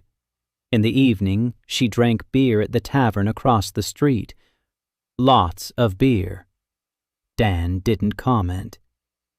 A week later, he treated her wrist. He applied an anti-inflammatory ointment. He showed her exercises to restore mobility. Hazel did them every morning. Silently, intently. 10 days later, for the first time in 2 years, she fully clenched her right fist. She looked at her hand, clenched it, unclenched it, clenched it again. Then she looked at Dan. She didn't say anything, but that evening, she didn't drink. The 3rd month in Veldheim, the infirmary ran like a well-oiled machine. Not perfect, but functional. 40 beds. Annalise handled the intake of minor cases during the morning shift. Dan took the serious ones. Zion kept the records. Maggie ran the housekeeping. Hazel guarded the van. Oswald helped with dressings and dispensing medication. Twice a day, Dan made his rounds to all the beds. He checked on everyone, by name. Corporal Bryn brought in a new patient. His wife was expecting their 2nd child and was having a difficult pregnancy. Dan examined her. High blood pressure, swelling in her legs, protein in her urine. He determined this in a simple way. He boiled the urine in a glass test tube from the van. The protein curdled and fell out in flakes. Preeclampsia. Serious. Without treatment, seizures. Death of the mother. Death of the child. Or both. He prescribed bed rest, less salt in her food, magnesium from the van, checkups every day. Bryn's wife lay in the infirmary for 3 weeks. Bryn came every evening, sat down beside her, held her hand, didn't say a word. He just sat there. A big, red-bearded captain with hands that had killed men for 30 years, sat there, holding his wife's hand and saying nothing. Dan saw it every evening, and every evening he looked away, because it wasn't meant for strangers to see. The birth took place in the 4th week, at night. Dan assisted. He didn't deliver the baby. Mellbrook's midwife delivered it, an old woman with strong, skilled hands. Dan stood by in case of complications. He prepared the magnesium. He prepared the saline solution for the IV. He didn't have any oxytocin, but there were clean hands and clean instruments and boiled water and the light from 4 candles. The baby was born healthy. A boy. Bryn walked into the room a minute after the first cry. He looked at his wife, at his son, then at Dan, and said one word. "Thank you." And he didn't know where to put his hands. He stood in the middle of the room, huge, absurd, with red eyes, and he didn't know where to put his hands. Maggie took him by the elbow and sat him down on a chair. She handed him a mug of water. Bryn drank, his hands shaking. Dan stepped out onto the porch. He sat down on the step. 3 a.m, stars, 2 moons, one high in the sky, the other near the horizon. Quiet. He thought about how, 1.5 years ago, he'd been standing in the hallway of a pharmacy in Nebraska explaining to an elderly woman how to take her blood pressure pills, and that now he was sitting on a step in a world that shouldn't exist and had just helped deliver a baby, and that between those 2 moments he'd died on an icy highway in Iowa. Hazel stepped out of the darkness. She sat down next to him. Silently, she handed him the flask. Dan took a swig. Not beer, something strong. It burned his throat. Hazel took the flask back. They sat in silence for 10 minutes.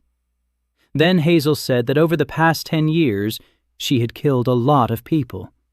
She couldn't give an exact number because she hadn't kept count, but many. She doesn't remember their faces. Not a single one. She remembers the clients, she remembers the amounts, she remembers the cities, but the faces have faded. Dan was silent. She continued. She said that when she was standing on the roof of the barn, she watched as the boy who had been brought in on a stretcher 2 weeks ago walked out of the infirmary. The boy was walking on his own 2 feet, and his mother was walking beside him, crying. At that moment, Hazel thought that for the first time in her life, she had done something right. She hadn't cured the boy, but she had protected the one who had, and maybe that counted. Dan looked at her. In the darkness, he could see only her silhouette and the glint of the crossbow mechanism on her knees. He said it counted. Hazel nodded. She was silent for a moment. Then she said she was keeping track from the day she arrived in Mellbrook. Every patient who leaves the infirmary alive counts as 1. Right now, she has 37. She needs more. Much more. Dan didn't say anything. They sat in silence until the small moon disappeared below the horizon. A week later, winter came. The first snow. Cold. And with the cold came what Dan feared most of all, a mass influx. In a single night, 40 refugees from the eastern city of Cranholt entered Mellbrook. The city had fallen, not to an enemy, to a disease. The gray cough mother had engulfed Cranholt 3 months ago. At first, only a few fell ill, then dozens, then hundreds. The garrison collapsed. The walls were left unguarded. The neighboring kingdom entered without a fight, not a conquest. There was simply no one left to close the gates. Of Cranholt's 4,000 inhabitants, less than half survived. And some of the survivors were now heading west, to Mellbrook, because word of the doctor in the white van had reached them too. 40 people. 20 of them were sick. Of the 20 sick, 12 were in critical condition. Dan stood at the gate and watched the column. People were walking slowly, supporting one another, coughing. Some were being carried on makeshift stretchers, children with eyes too big for their faces, women with hollowed-out faces, men who were used to being strong and now couldn't support their own weight. Dan turned to Annalise. She was standing next to him, her arms crossed over her chest, her face pale. He said one word to her. "Get ready." Annalise nodded and ran off. By evening, the infirmary was overflowing. 40 beds, 60 patients. Some lay on the floor on straw mats. Dan worked until dawn, without a break. Examination, sorting. The seriously ill to a separate room. The less seriously ill to the main hall. Healthy refugees to the tents that Bryn had set up against the wall. Quarantine. No one enters or leaves without permission. Masks on everyone. Wash hands every hour. Dan opened the van and began counting. Azithromycin, 80 tablets. For 12 seriously ill patients, a 5-day course is 60 pills. That leaves 20. 2 days until the next van delivery. He'll manage, if no more arrive. Annalise had been preparing decoctions all night. Her hands were red from the boiling water. She didn't complain. Oswald was boiling bandages in a pot in the yard. Steam rose into the night sky. Maggie fed everyone. Porridge, broth, bread. She had rallied 10 women from the city, and they were cooking in 4 cauldrons at once.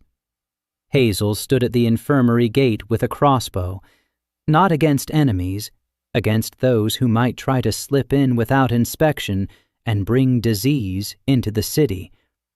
Zion was taking down names. Everyone.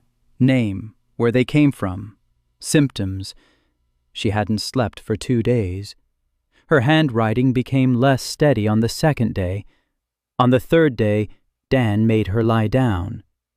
She lay on the floor in the corner of the infirmary, clutching her notebook, and fell asleep instantly. He covered her with a blanket. The 3rd morning, Dan stepped out onto the porch. His eyes were burning. His hands smelled of alcohol and herbs. He hadn't slept for 3 days, and for the first time, he thought he couldn't handle it. 12 heavy ones. He couldn't be at every bed at once. He needed another doctor. A real one, not a herbalist, not a scribe. A doctor. One who knows anatomy. One who can stitch a wound. One who can amputate because sooner or later it would be necessary. He stood on the porch and looked out at the road. And a person was walking down the road. Not a refugee. The person walked with confidence, alone, with a leather bag slung over her shoulder. Black hair down to her waist, tied in a knot at the nape of her neck. Glasses in thin, horn-rimmed frames. A woman, short, different features, not like the locals. Her eyes were slightly narrower, her cheekbones higher. She approached the porch, looked at Dan, looked at the sign above the door. She washed her hands in the tub, thoroughly, up to her elbows. Then she turned to him and said in broken local language with a strong accent, "I'm a doctor. I was told a doctor is needed here." Dan looked at her, then at her hands. She washed them properly, between her fingers, under her nails, up to her elbows. That's not how random people wash their hands. That's how those who know why do it. He asked where she was from. She answered, "The Solhi Archipelago, across the Eastern Sea. Her name is Jung Yong Hee." Dan asked what she could do. She opened her bag, took out instruments, steel, thin, well-maintained, a surgical kit, needles, catgut sutures, scalpels, clamps. The instruments were different, not like those in his world, but he recognized their purpose instantly. Yun Hee said that in her homeland, medicine is different. Herbs, needles, points on the body. But she also knows how to cut and how to sew. For 5 years, she was a ship's doctor. She'd seen it all. Gunshot wounds, amputations, childbirth in a storm, scurvy, fever, the plague. Dan looked at her instruments, at her hands, at her eyes behind her glasses. Calm, professional. The eyes of a person who had seen death enough times not to fear it, but not enough to stop fighting it. He stepped back from the door, said, "Come in. We have 12 critical cases and not a single surgeon." He entered. She examined the first patient, silently, quickly, checked his pulse, listened to his breathing, opened his mouth, looked at his throat. Then she turned to Dan and spoke, already in another language, not the local one. She said that this patient, in addition to lung disease, had an abscess on his liver. She could feel it during palpation. It needs to be opened and drained.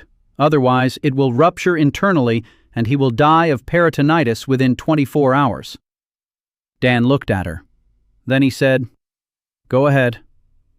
Yun Hee went ahead. An hour. Scalpel. Drainage. Sutures. Her hands were precise and quick.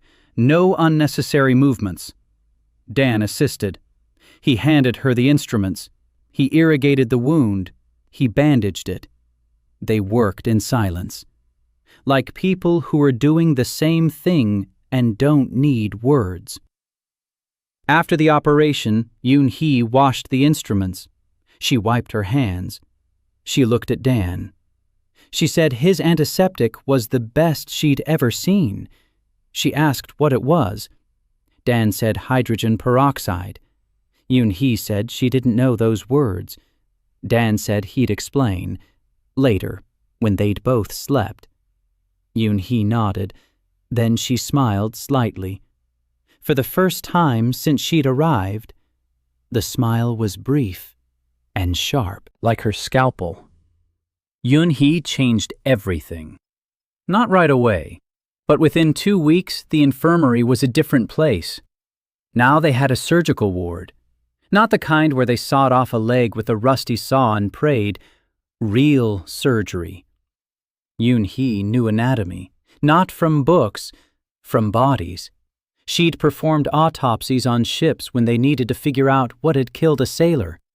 She knew where the arteries ran, where the organs lay, how the joints worked. Dan knew pharmacology. Yun Hee knew the body. Together, they covered almost all the basics. Almost. They argued, a lot and loudly. Yun Hee believed that acupuncture relieved pain just as well as pills. Dan believed it was a placebo. Yun Hee inserted needles into a patient with chronic back pain.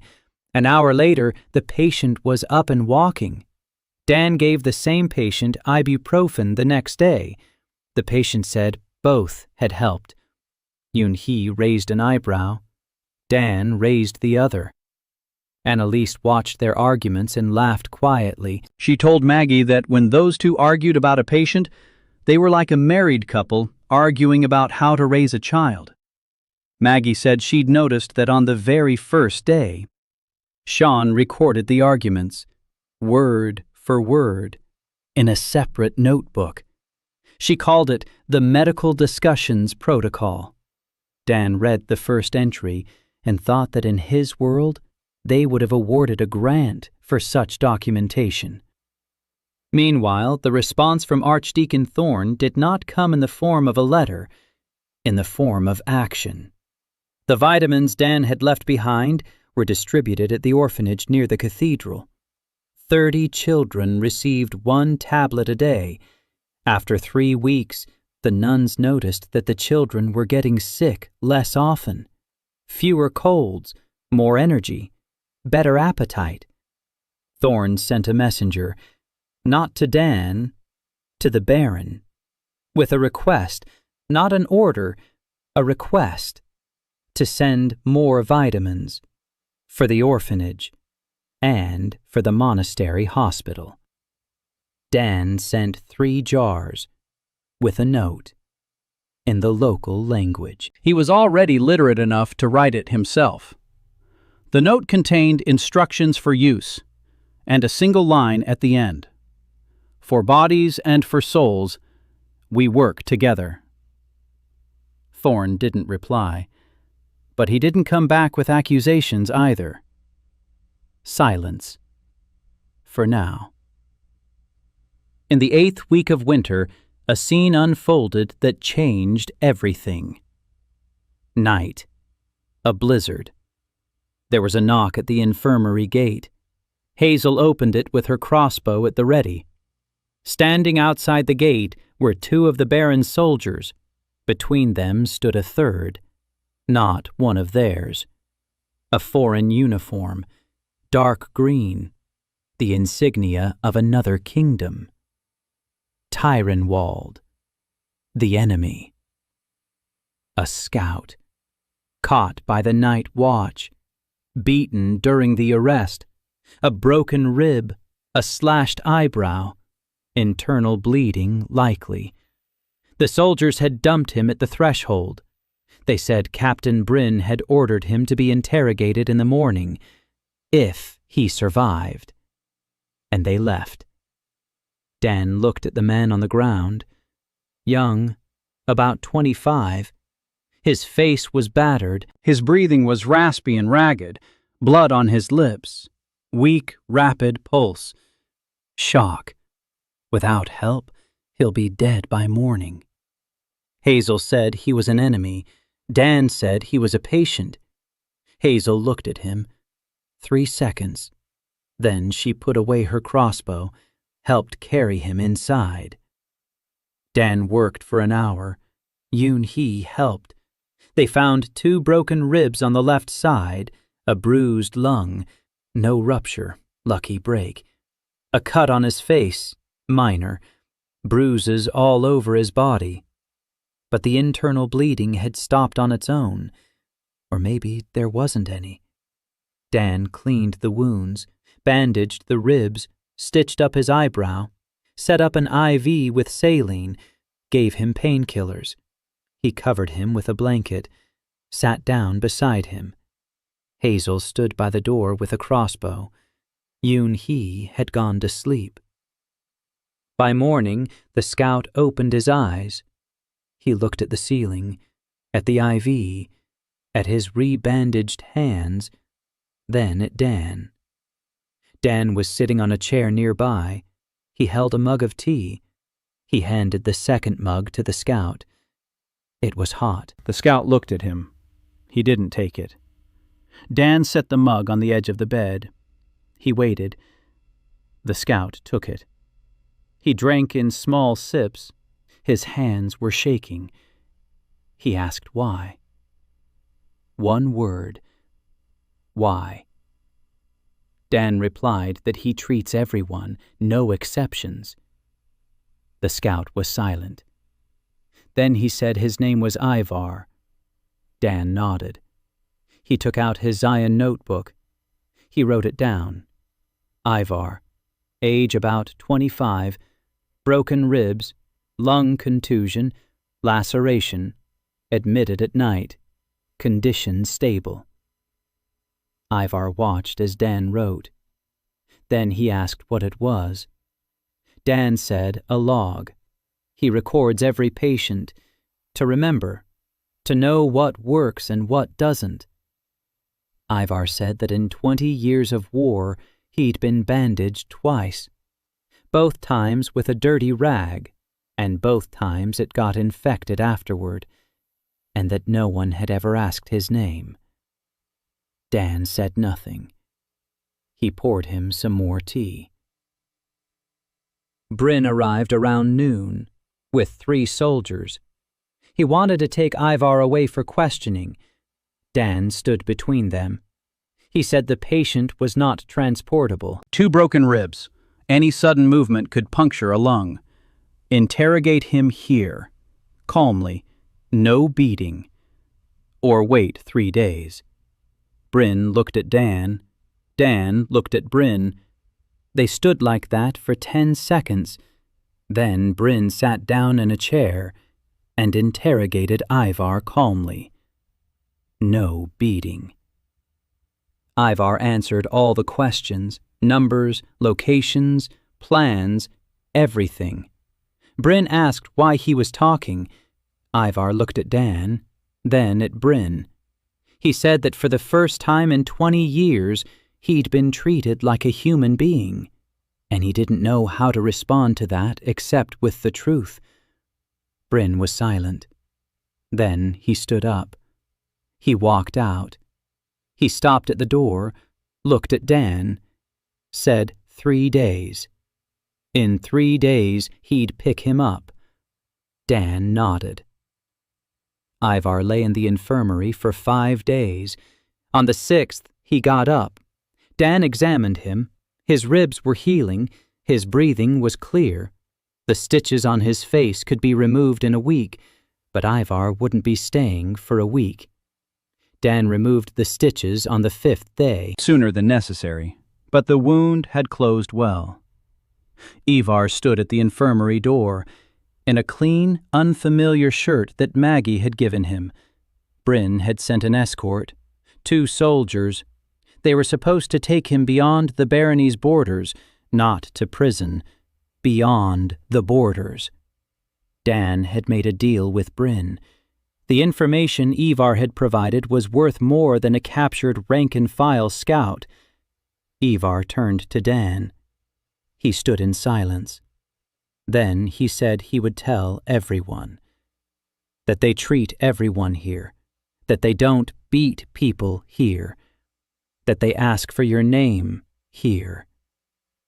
Dan said okay, and told Ivar to take care of his ribs, not to lift anything heavy for 3 weeks, and if he started coughing up blood, he should come back. Ivar left with the escort. Hazel watched him go from the roof. Then she came down. She walked over to Dan. She said that he was either the smartest person she'd ever met or the craziest.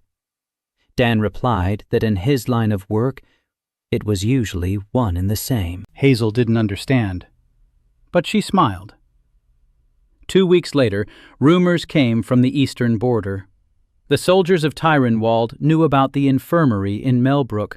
They knew that everyone was treated there, even enemies.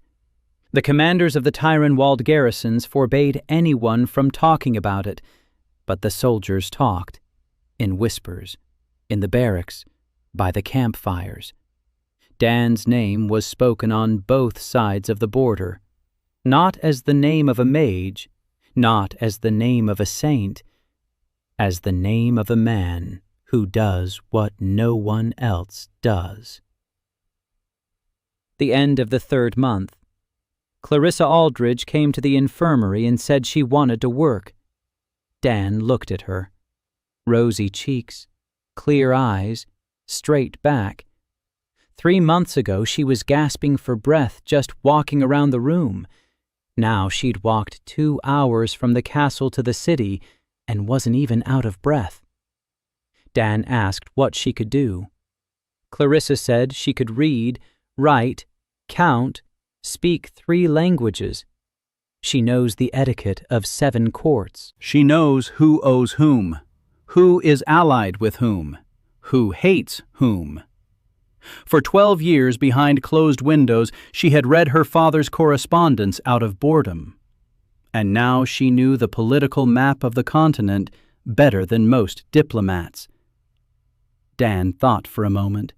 Then he gave her a task: negotiations, logistics, liaison with the Baron, liaison with the merchant Stokes, organizing supplies, everything that doesn't involve medicine, but without which medicine is impossible. Clarissa took on the task the way people do who have waited 19 years for a chance to prove they aren't a burden. In the first week, she held 3 negotiations, with the miller regarding the supply of flour for the infirmary at a reduced price, with the tanner regarding the supply of straps for the splints Dan used for fractures, with Captain Bryn's wife regarding the establishment of a sewing workshop to make masks and bandages from local fabric. She won all 3 negotiations. The miller cut the price by a quarter. The tanner provided the straps for free in exchange for treatment for the eczema on his hands. Bryn's wife organized 6 women, and within a week they were sewing 50 masks a day. Dan looked at Clarissa and saw a skill he recognized. She was a salesperson, just like him, only better, because she was the Baron's daughter, and the smile of the Baron's daughter opened doors that the smile of an unknown stranger. Maggie told Dan that Clarissa was looking at him. Dan said he knew. Maggie asked, "So what?" Dan replied that she was 19 and, for the first time in her life, felt alive and was confusing gratitude with being in love. Maggie shook her head and said that men were blind. Dan didn't ask what she meant. In the 4th month, a letter arrived from the Baron, an official one, sealed. Baron Reinhold invited Dan to a council, not a medical one, a military one. Bryn explained on the way to the castle. The situation had changed. The Grey Cough Mother was decimating garrisons all along the eastern border. 3 fortresses had lost half their personnel. Not to swords, to coughs. The Grand Duke of Keldmark demanded a report on the losses from the barons. Baron Reinhold was the only one whose garrison hadn't lost a single soldier, because Dan was in Mellbrook. The council took place in the castle's great hall. The Baron, Bryn, Heller, 2 officers from neighboring garrisons, and Dan. The Baron spoke briefly.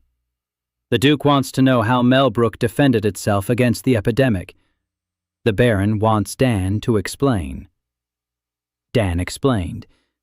Isolating the sick, masks, hand-washing, boiling water, ventilation, separate dishes for the sick, clean bandages, clean bedding, vitamins to support the healthy. Nothing supernatural, nothing magical, just rules. Simple rules anyone can follow. The officers listened, one skeptically, another listened intently. The skeptic asked how Dan knew all this. Dan replied that he knew it from distant lands where these rules had long been known. The skeptic asked why, then, there were no epidemics in those distant lands. Dan replied that there were epidemics in those distant lands too, but fewer people died from them, because the rules work. The attentive officer asked if Dan teaches men. Dan said yes, but not for free, not for gold, on one condition. The wounded from his garrison would be sent to Mellbrook, all of them, not just the lightly wounded, everyone, and Dan would treat them, and keep records, and train the garrison doctor. The officer agreed. The skeptic remained silent. The Baron nodded. That evening, Dan felt for the first time that the plan was working. Not the plan he had drawn up in the early days, another one, a bigger one, the one that had taken shape on its own, from decisions, from coincidences, from the people who had come and stayed. The plan was simple. Make the treatment so valuable that no one could afford to lose it. Make Mellbrook indispensable. Not with walls, not with soldiers, with knowledge. He told Zion about it. That evening, in the infirmary, everyone had left. They sat by candlelight. Zion was writing down the day's cases in a notebook. Dan sat across from her and watched her pen move across the paper, smoothly, confidently, without stopping. He said he wanted to open a school next to the infirmary to teach people what he knows. Not pharmacology, simpler things. Hygiene, bandaging, asepsis, basic diagnostics, so that every village would have someone who knows that a wound needs to be washed, not plastered over with dirt, that water needs to be boiled, that the sick need to be isolated. Zion looked up from her notebook. She looked at him for a long time. Then she said that this would be harder than curing 1,000 patients, because you can force a patient to take a pill, But you can't force a person to change the habits of generations. Dan agreed, but he said he'd try. Zion nodded. Then she was silent. Then she asked quietly why he was doing all this. Not how, why. What makes him get up every day and go to the sick? What makes him count pills and write down names and sit by the bed of a dying enemy spy all night? Dan was silent for a minute. Then he told her. About his sister. About the girl who was 12 when she got meningitis. About the hospital where they brought her too late. About the hallway where he stood while the doctors worked behind a closed door. About the sound his mother made when the doctor came out. About how he was 15 and there was nothing he could do. And about 10 years later, he started selling medicine.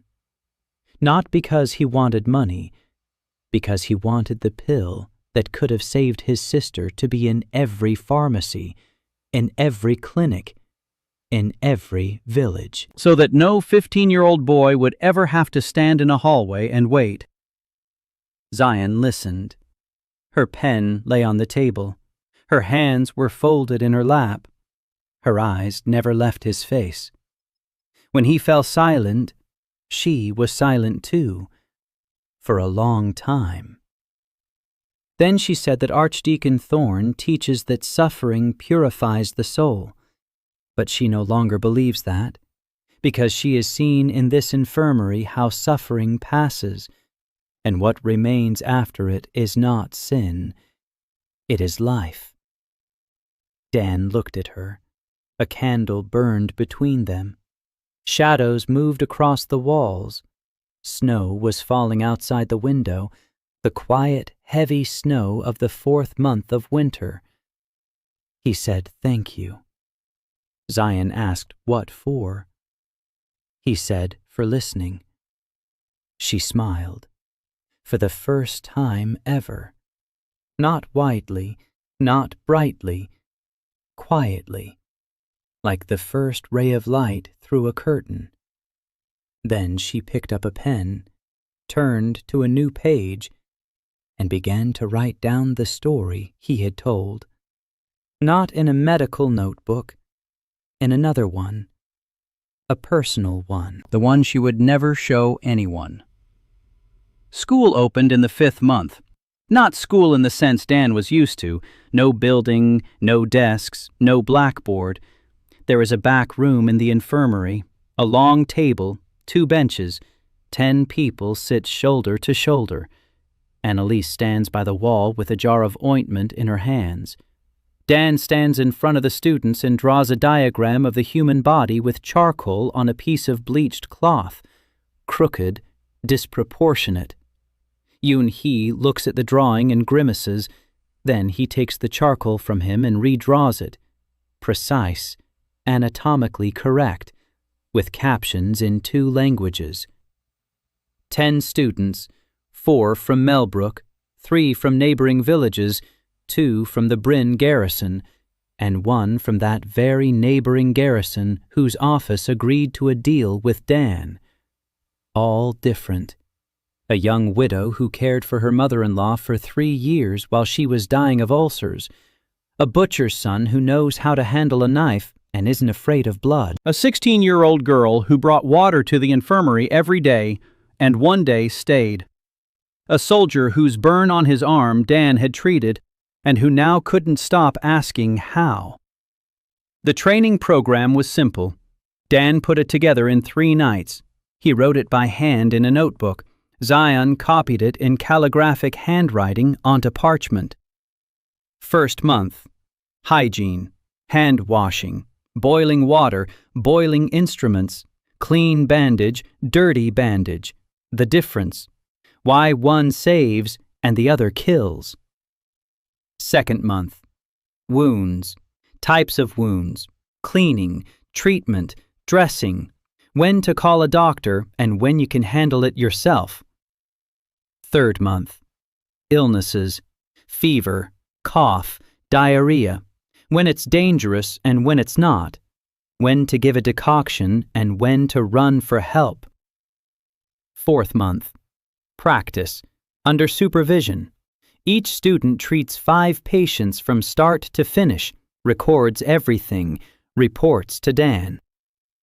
The program was designed to last 4 months. In reality, the first lesson took 5 hours and ended with the butcher's son fainting when Yoon-hee lanced an abscess for demonstration purposes. Dan realized that theory is one thing and practice is quite another. He restructured the program. Fewer words, more hands-on work.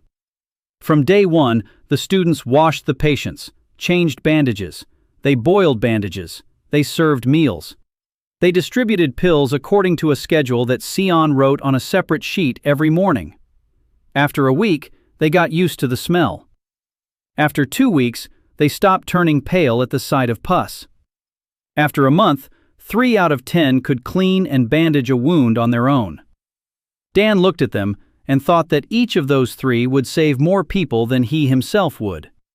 Because they would stay. When his pills ran out or when he was gone, these 3 would know what to do. Meanwhile, the outside world wasn't waiting. Stocks brought news along with the 3rd caravan. The Grand Duke of Keldmark knows about Mellbrook. Not just heard of it, he knows. His advisors are discussing the doctor from the white van at their meetings. 2 factions. One wants to invite Dan to the capital, give him resources, a laboratory, soldiers, to use his knowledge for the army. The other wants to send a detachment and seize the van, with Dan if he agrees, without Dan if he doesn't. Stokes spoke of this calmly. He was a merchant. He knew how to read the political winds just as Dan knew how to read symptoms, and he spoke plainly. Dan needs to act before they come for him. Dan listened. Then he asked what Stokes was proposing. Stokes proposed a 3rd way. Not to go to the capital, not to hide, to make contact with the Duke on his own terms, to offer something he couldn't refuse. Dan asked what exactly. Stokes smiled and said one word: monopoly. The idea was this. Dan would offer the Duke an exclusive contract. Only the Keldmark army would have access to the medicines. Only their soldiers. Only their garrisons. In exchange, the Duke would grant Mellbrook the status of an inviolable medical settlement. No army could enter. No official could requisition supplies. Dan listened. His face was calm. Inside, he was cold. He understood the logic. Stokes was right. Politically, it was a perfect move. But it meant choosing sides. Treating some and not treating others. turning away a Tyran-walled soldier with broken ribs because he wore the wrong color, turning away a refugee from the Eastern Kingdom because his duke hadn't signed the contract. He remembered Ivar, the scout who's his eyebrow and rebandaged his ribs, who cried over a mug of tea, who told him everything because, for the first time, he'd been treated like a human being. Dan told Stokes no. Stokes wasn't surprised. He nodded and said he'd expected that answer, and that Dan would have to find another way, because the Duke wouldn't wait forever. Dan found another way. Not right away, a week later. At night, he lay in the van among the boxes, staring at the ceiling. The van had been restocked that morning, full shelves, fresh labels, and a new note from M. Short. 3 words. Added insulin. M. Dan reread it 10 times.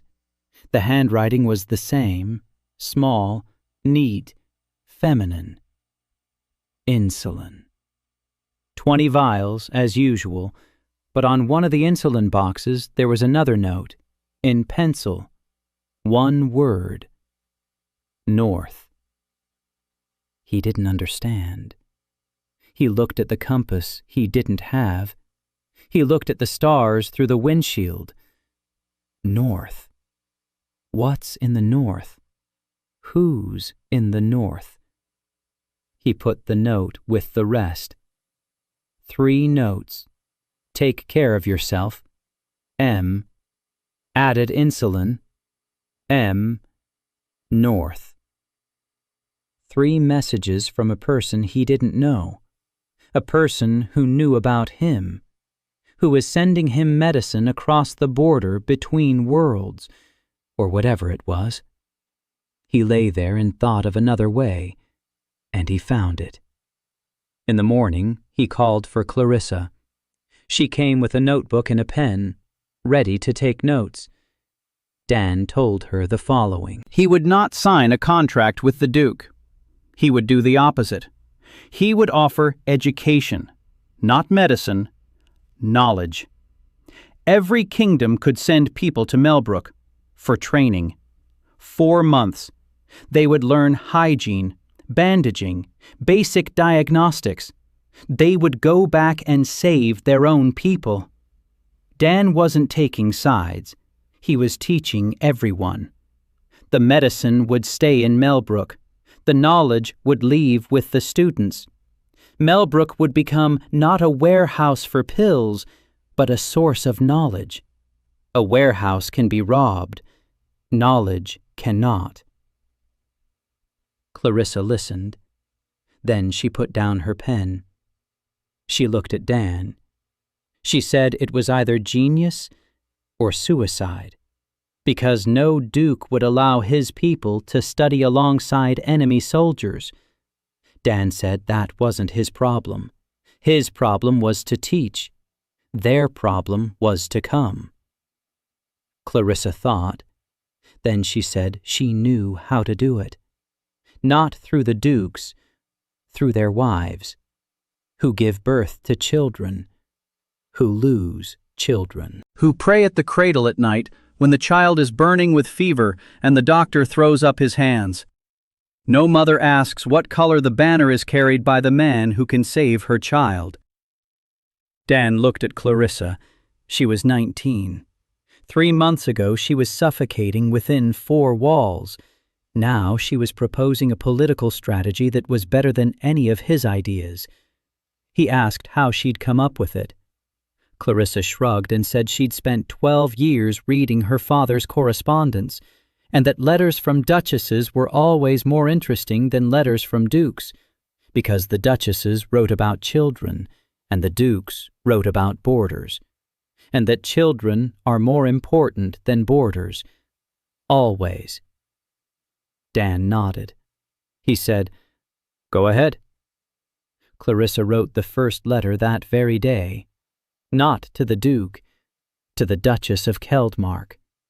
A personal letter, From the Baron's daughter, a former patient. who had been dying for 12 years and whom the man in the white van had cured in a single week.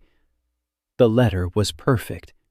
Dan read it and realized that Clarissa wasn't just smart, she was talented.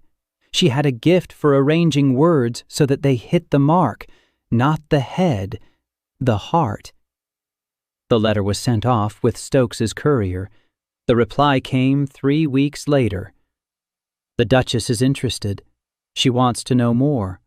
She is ready to send 3 women from her court for training, secretly, without her husband's knowledge, for now. Dan read the reply. He looked at Clarissa. She stood before him and smiled, broadly, radiantly, like someone who, for the first time in her life, had done something real. Dan said, "All right," and thought that in 5 years this girl would rule half the continent, if she lived that long. The 6th month. Winter was retreating. The snow was melting. The roads were turning into rivers of mud, and people were walking along those roads to Mellbrook. Not just the sick. Students. 3 women from the Duchess of Keldmark arrived in a closed carriage. No coats of arms, no guards except for one middle-aged soldier with a weary face. The women turned out not to be ladies-in-waiting, a midwife from the ducal estate, a herbalist from the capital's city hospital, and the Duchess's personal maid who had cared for the sick in the family for 20 years. Dan understood. The Duchess hadn't sent spies. She had sent those who truly needed this. A week later, 4 more arrived. From a barony in the north, 2 men, 2 women. One of the men was a monk, not from the Order of the Radiant Mother, from another, a lesser one, the Order of the Silent Brothers, an order that cared for lepers and the dying. The monk's name was Brother Olven, small, hunchbacked. His hands were covered in old scars from the sores he had treated in others and caught himself. He came to learn, without pride, without argument. He sat down at the table and listened. 2 days later, Dan realized that Olven knew more about diseases than any of the other students. Not because he had studied, because he had lived among the dying for 30 years. Dan began to learn from him in return. Olven showed him a plant that grows in the marshes north of Mellbrook. Moss, gray-green, soft. Olwen used it for bandages. He applied it to wounds. The wounds healed faster. Dan examined the moss. He sniffed it. He tasted it on his tongue. Bitter, astringent. He remembered. Sphagnum. In his world, sphagnum moss was used for bandages in World War I, before sterile bandages came along. The moss had natural antiseptic properties. It absorbed liquid better than cloth. It suppressed bacterial growth. Olwen had been doing this intuitively for 30 years, not knowing why it worked, just knowing that it worked. Dan looked at him and said he was a great healer. Olwen shook his head and said he was just an old man who did what he could. Dan replied that it was one and the same. By the end of the 6th month, there were 22 students at the school, from 5 different baronies, from 3 kingdoms. Clarissa wrote 6 more letters, 4 positive replies, 2 no replies. Not a single refusal. She conducted the correspondence like a military campaign, every letter carefully crafted, every argument in place. Dan gave her a title, an unofficial one, Administrator of the Infirmary. Clarissa took this more seriously than the title of Baroness. She ordered a seal from Stokes, a small stamp with an image of a chalice and a cross, the symbol of the infirmary. Dan asked why a cross. Clarissa said that a cross is not a symbol of the church. It is a crossroads, a place where roads meet, like Mellbrook. Dan thought that in his world the Red Cross had emerged with roughly the same meaning, and he said nothing. The infirmary grew. 50 beds, then 60. Yoon-hee operated every day. Annalise saw outpatients. Zion was filling up the third notebook of the medical records. Oswald was teaching the younger students how to dress wounds. Maggie fed everyone. Hazel stood guard. Bryn kept order. It was a system, not perfect, creaky, with holes and bottlenecks, but it worked.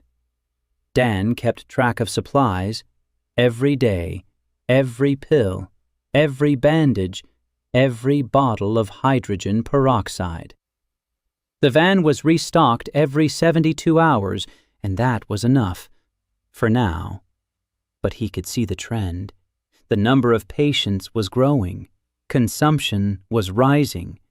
Between restocks, supplies dwindled to a dangerous minimum.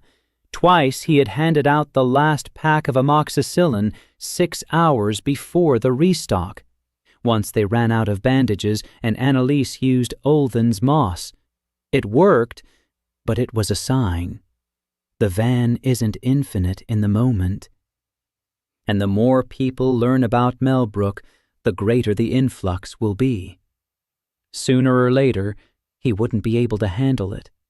He had to stop being the only source of medicine. He had to teach this world to make its own. He started with something simple: soap. Maggie knew how to make soap. Lye from ash and fat. Rough, gray soap that stung the skin, but soap nonetheless. Dan asked her to teach 5 people. A week later, a soap factory was operating in Mellbrook. 30 bars of soap a day.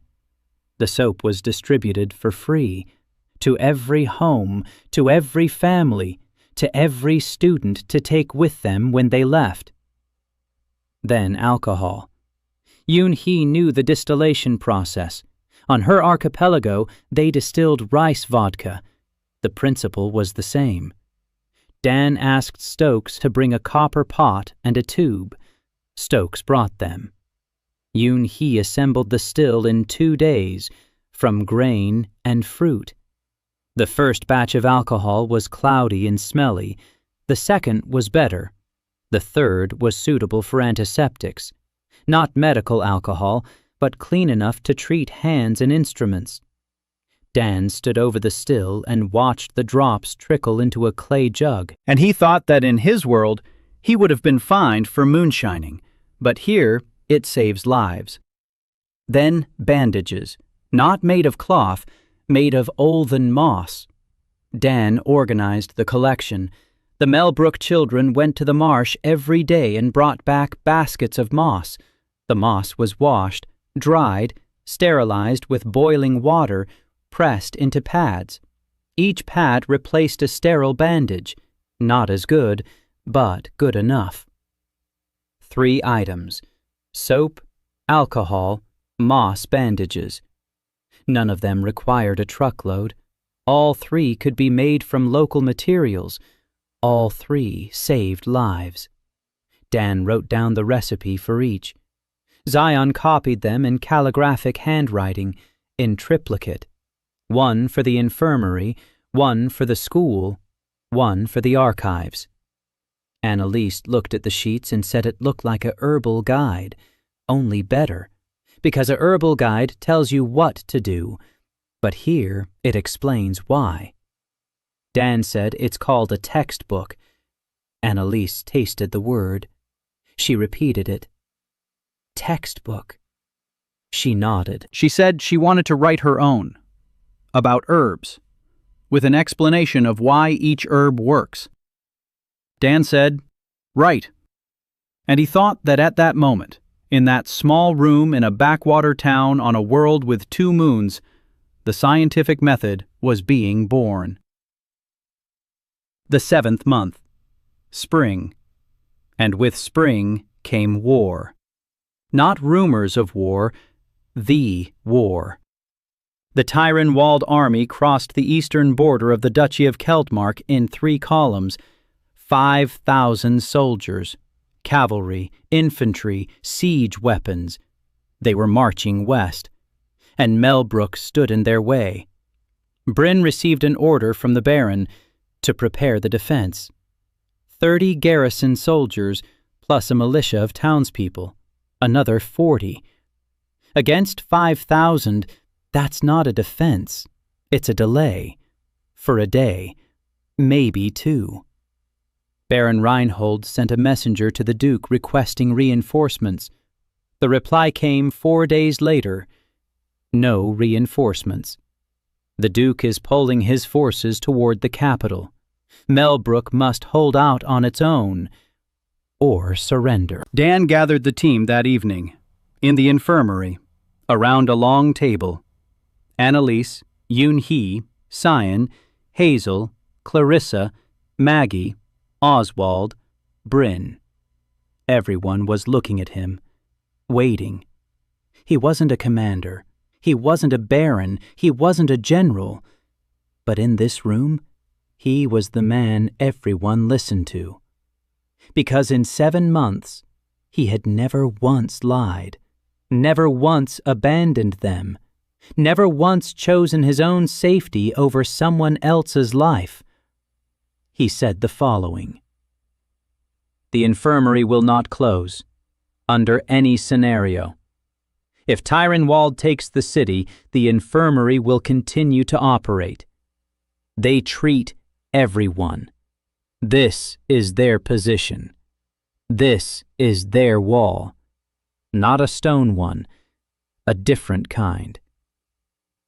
Bryn said it was madness, that the Tyrone-walled army would burn everything and everyone and wouldn't stop for the infirmary. Dan asked Bryn if he remembered Ivar. Bryn remembered. Dan said that Ivar had returned to his people and told them.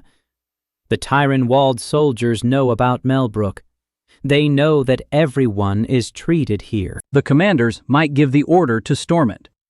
But the soldiers know that behind these walls they'll be healed if they're wounded. And every soldier who knows this will be 1 second slower to pull the trigger on his crossbow. 1 second. That's all it takes. Hazel said that 1 second won't stop 5,000. Dan replied that 1 second is the beginning. He'll take care of the rest himself. He asked Clarissa to write a letter, not to the Duchess, to the commander of the Tyrone-walled army. Clarissa turned pale. Then she nodded. The letter was short. It read as follows: "The Mellbrook Infirmary offers medical care to the wounded of the Tyrone-walled army on the same terms as those offered to the Keldmark army. Free of charge, no strings attached. The only requirement, the infirmary will not be attacked. The wagon would not be touched. The staff would not be detained." If the commander agreed, he was to hang a white flag on the command tent. If not, he was to do as he saw fit. The letter was sent with a merchant heading east. The merchant took a gold coin and promised to deliver it. 3 days of waiting. Dan worked in the infirmary as usual. He saw patients, he taught students, he checked the supplies. The wagon was restocked, full shelves, and a note. Another one, longer than usual. 4 words. "You are doing the right thing. M." Dan stood in the wagon, holding the note. His hands didn't shake, but something inside him tightened. Whoever M was, this person saw what was happening, knew, and approved. On the 4th day, the merchant returned. No reply. The commander of the Tyrone-walled army read the letter, tore it up, and ordered the march on Mellbrook to be accelerated. Dan listened, nodded, said okay, turned to Bryn, asked how long until the vanguard arrived. Bryn said 2 days, maybe 3. Dan said that in 2 days, the following needed to be done. Remove everything possible from the infirmary. Set up beds outside the city walls, in the field. Under the open sky. Tents made from whatever we can find. A large camp, visible from afar, with a flag, a white one, with the symbol of the chalice and cross that Clarissa put on the seal. Bryn said it was suicide. Setting up a camp outside the walls in front of an advancing army. Dan replied that Mellbrook's walls wouldn't hold out against 5,000, but a camp outside the walls is a statement. It's words louder than any shout. We're not hiding. We're here. We're waiting for your wounded. Hazel said she'd cover us. She'd stand on the wall with a crossbow. Dan said no. The crossbow stays in the infirmary. Not a single weapon in the camp.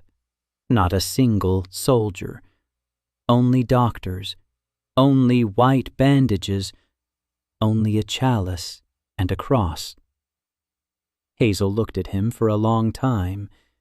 Then she said he was absolutely mad. Then she said she was staying. Without the crossbow. With a knife under her shirt. Dan didn't argue. In 2 days they set up a field infirmary, 20 tents, 80 beds, pots of boiling water, barrels of water, a supply of bandages, a 3-day supply of medicine. Annalise and Yoonhee supervised the setup. The students worked. All 22 of them. No one left. Zion carried out the archives, 3 notebooks. She held them to her chest like a child. Maggie organized the kitchen, 4 campfires, 6 pots, porridge, broth, bread. Clarissa stood by the flag, a white cloth with a chalice and a cross drawn in charcoal.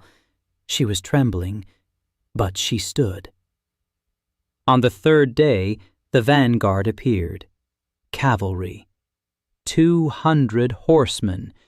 They emerged from the forest on the eastern road and stopped half a kilometer from the camp. Dan saw them from the tent entrance, horsemen in dark green cloaks, spears, banners. They stood and looked at the white camp before the city, at the flag, at the tents, at the smoke from the fires. They stood motionless for 10 minutes. Then 3 broke ranks. They rode toward the camp. Slowly. Dan went out to meet them, alone, unarmed, wearing an apron over his shirt, holding a mug of tea that Maggie had shoved into his hand at the last moment. He walked across the field toward the 3 horsemen and thought he looked ridiculous. A sales rep from Iowa in an apron with a mug of tea, walking toward the cavalry of a foreign kingdom. The horseman stopped 10 meters away. The one in front took off his helmet, a weather-beaten face, harsh, dark eyes, a scar on his chin, an officer. He spoke, a commanding voice, sharp. He asked who was standing before him. Dan answered. A medic. The officer asked what kind of camp this was. Dan answered, a field hospital, for everyone.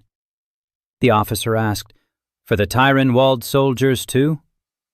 Dan said yes. The officer was silent. Then he asked why. Dan said, because a wounded soldier doesn't care what color the flag is above his head. What matters to him is that someone stops the bleeding and takes away the pain. The officer looked at him, then at the camp, at the white flag, at the tents, at the women standing at the entrance. Annalise with a first aid kit, Yoon-hee with a surgical bag, Maggie with a ladle, Sin with a notebook, Clarissa standing straight with trembling hands, Hazel, her face expressionless, a knife under her shirt. The officer turned his horse around, rode back to the ranks. 10 minutes. 200 horsemen stood motionless. Then the ranks parted. A wagon emerged from it. 3 men lay in the wagon, wounded, fresh. A morning skirmish with Bryn's patrol on the eastern road. The wagon pulled up to the camp. It stopped. The driver jumped down. He looked at Dan. Dan pointed to the tent. The wounded were carried inside. Dan got to work. The Tyran-walled vanguard hadn't touched the camp. 2 days. Dan hadn't slept for 2 days. The wounded kept coming from both sides. Bryn sent his men. The Tyran-walled vanguard sent theirs. They lay side by side, in the same tents, on the same cots. Soldiers who had been shooting at each other in the morning lay side by side in the evening, watching as the same red-haired woman washed their wounds with the same solution. Annalise could not have uniforms. She distinguished the wounds. This one is deep. This one is superficial. Stitch this one up. Clean this one and bandage it. Yoon-hee performed 4 surgeries in the first 24 hours. 2 Tyran-walled soldiers, 1 Keldmark militiaman, 1 child from a village in the army's path. A shard of a sling stone in the thigh. Yoon-hee removed it in 20 minutes. The child cried, then stopped, then fell asleep. Cyan took notes, without stopping. Her fingers were black with ink. She kept 2 notebooks at once, a medical one and a chronicle for the future, because she understood that something was happening that hadn't happened in 30 years. Enemies lay side by side and did not kill one another, and the reason for this was not a truce, not a treaty, not the king's order. The reason for this was a man in an apron with a mug of tea. On the second day, the main army arrived. 5,000. They spread out along the eastern road and the fields around Mellbrook. The command tent was pitched a kilometer from the city, a dark green banner with a coat of arms. The commander, General Ulrich Dane, 50 years old, 30 of them at war. He stood in a gauntleted glove on the hill and looked at the white camp before the walls of Mellbrook, at the flag, at the tents, at the smoke from Maggie's kitchen, and at his wounded soldiers, who were being carried out of the tents on their own 2 feet a day after they'd been carried in on stretchers. He sent an officer. That one. The one with the scar on his chin. The officer entered Dan's tent. Dan was bandaging a Tyran-walled infantryman's leg. Next to him, on the neighboring cot, a Keldmark militiaman lay eating porridge from Maggie's bowl. The officer stood and watched. Then he delivered the order. General Dane demands a doctor come to him. Dan finished bandaging the wound. He washed his hands. He took off his apron. He put on a clean one, and he went. Hazel went with him. Dan didn't argue. It was warm in the command tent. A brazier, a map on the table, officers along the walls. General Dane sat in a chair. A large man, a heavy face, gray hair cut short, hands on the armrests. His eyes looked at Dan and didn't blink. He was silent for a minute. Then he spoke. His voice was deep and steady. He said that his commander had torn up Dan's letter, but he, Dane, hadn't torn it up. He had read it.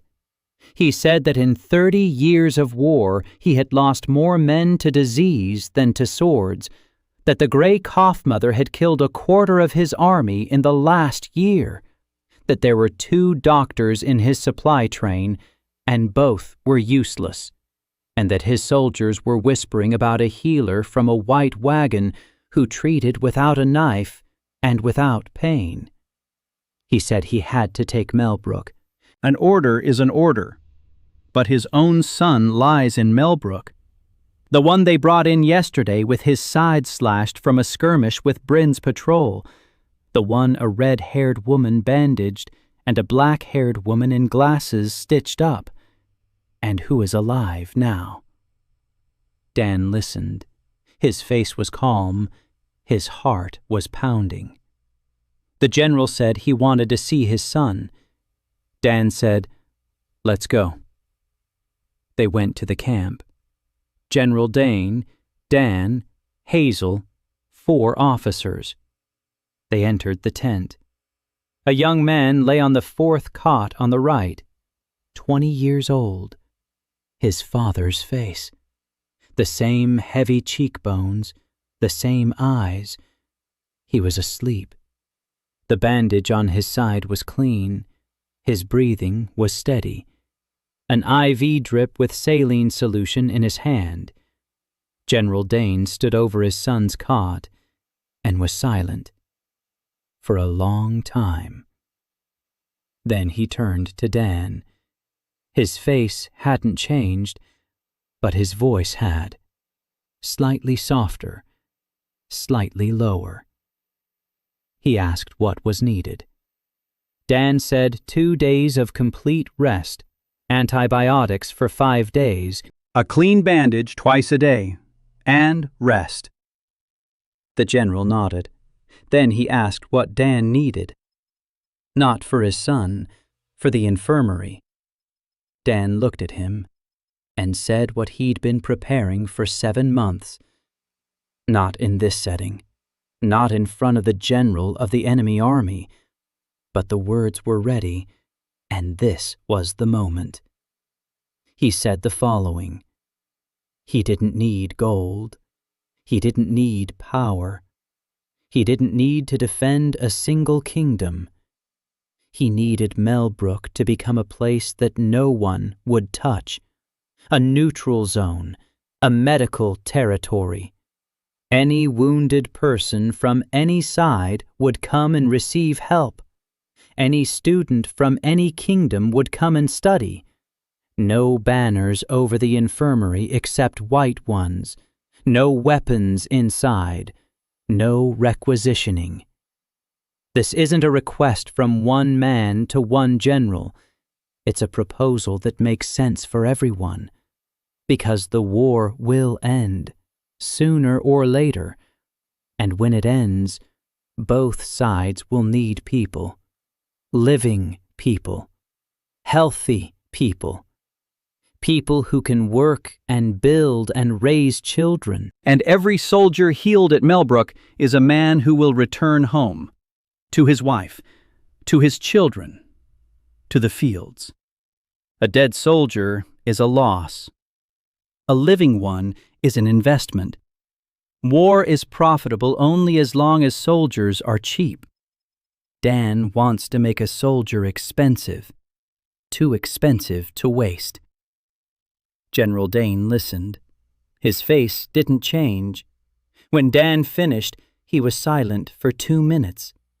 Dan counted the seconds. 120. Then the general said he couldn't grant neutral territory status.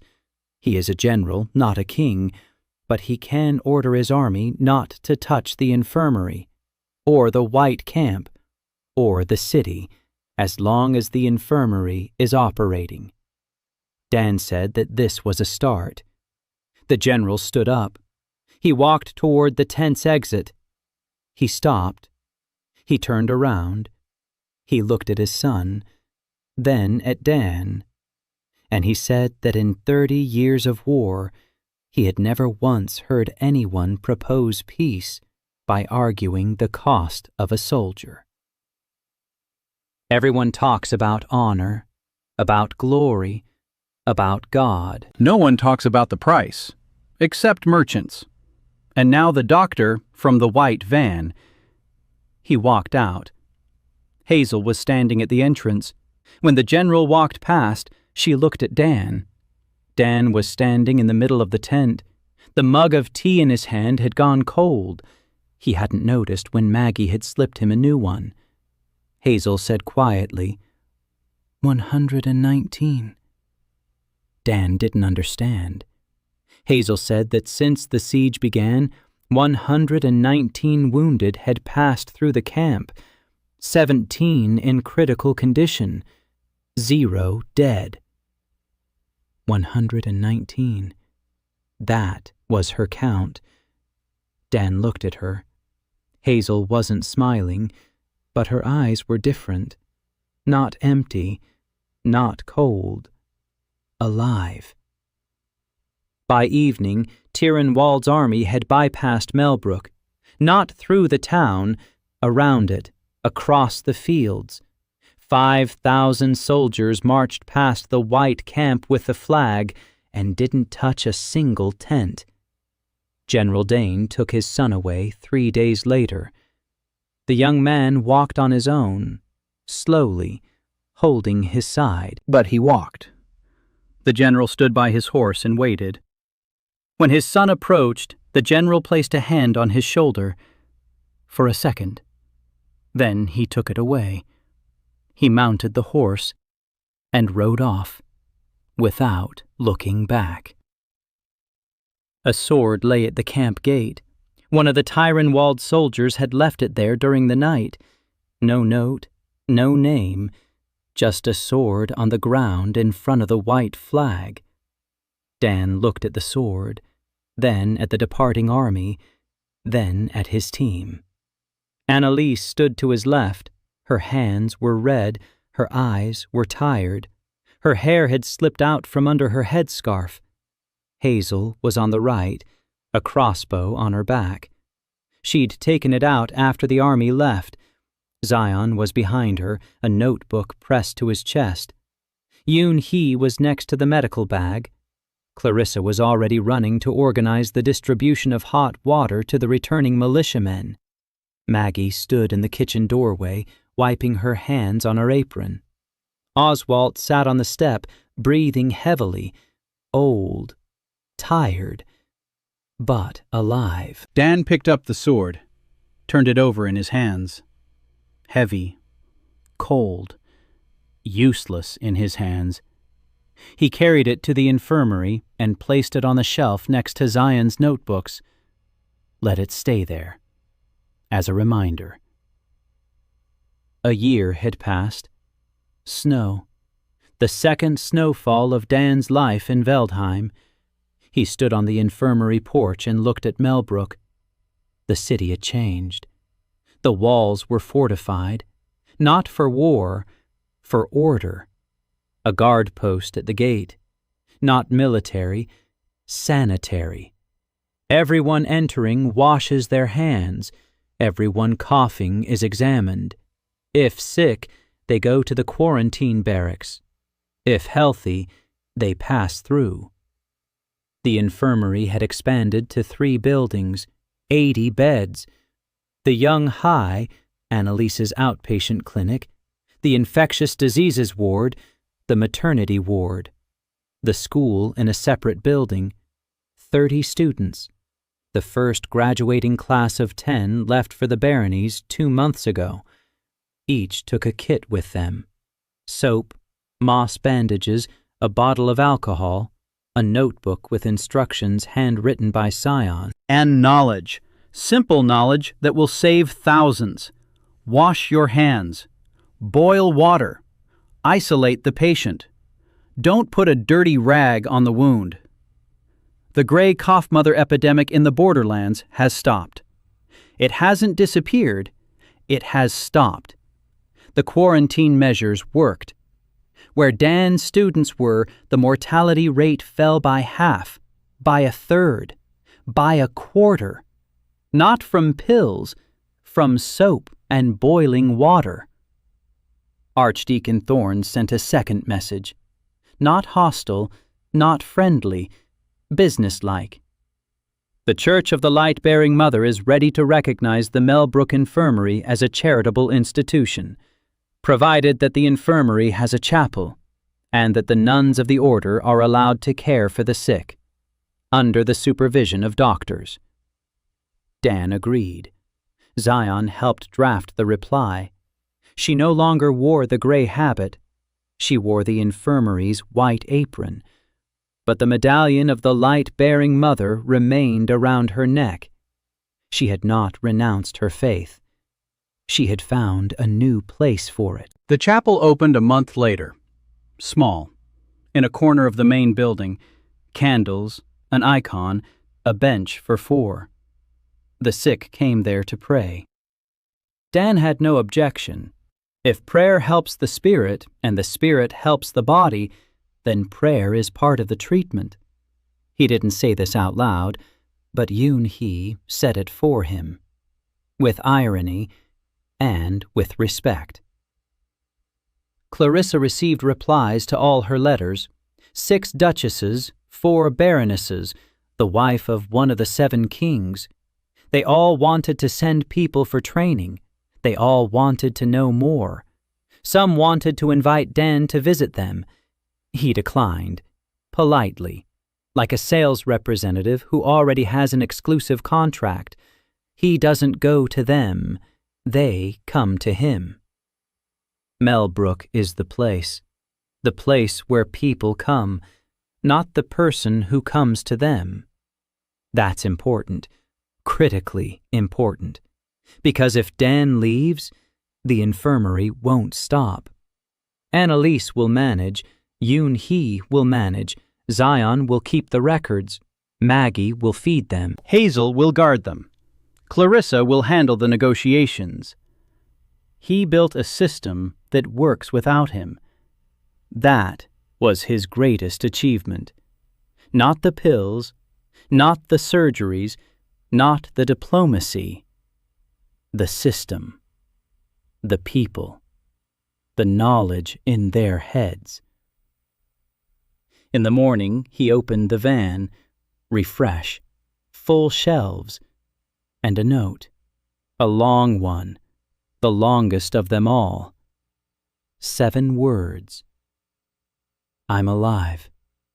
I've been waiting for you. Sever. M. Dan stood in the van and reread it. I'm alive. Alive. He took out all the notes, laid them out in order. Take care of yourself. M. Added insulin. M. Sever. You're doing the right thing. M. I'm alive. I've been waiting for you. Sever. 5 notes in a year. Each one a little longer, each one a little warmer, like a person who has been silent for a long time and is gradually learning to speak again. M. The letter M. He closed his eyes and thought about what he hadn't allowed himself to think about for 11 years, about his sister. About Megan, who died of meningitis when he was 15, who was taken away on a stretcher and never brought back. Megan, M. He opened his eyes. His hands were shaking for the first time in a year. He counted to 5. It didn't help. He counted to 10. His hands stopped at 8. He got out of the van. He found Zion. She was sitting in the archives transcribing records. He sat down across from her, silently. Zion looked up. She looked at him. She set down her pen. She waited. He told her everything. About the notes, about the letter M, about his sister, about how she died when she was 12, or maybe she didn't. He didn't know. He was afraid to know. Because if M isn't Megan, then he'll go mad. And if M is Megan, then she's been alone in a strange world for 15 years, and he knew nothing. Zion listened. She didn't interrupt. She didn't offer comfort.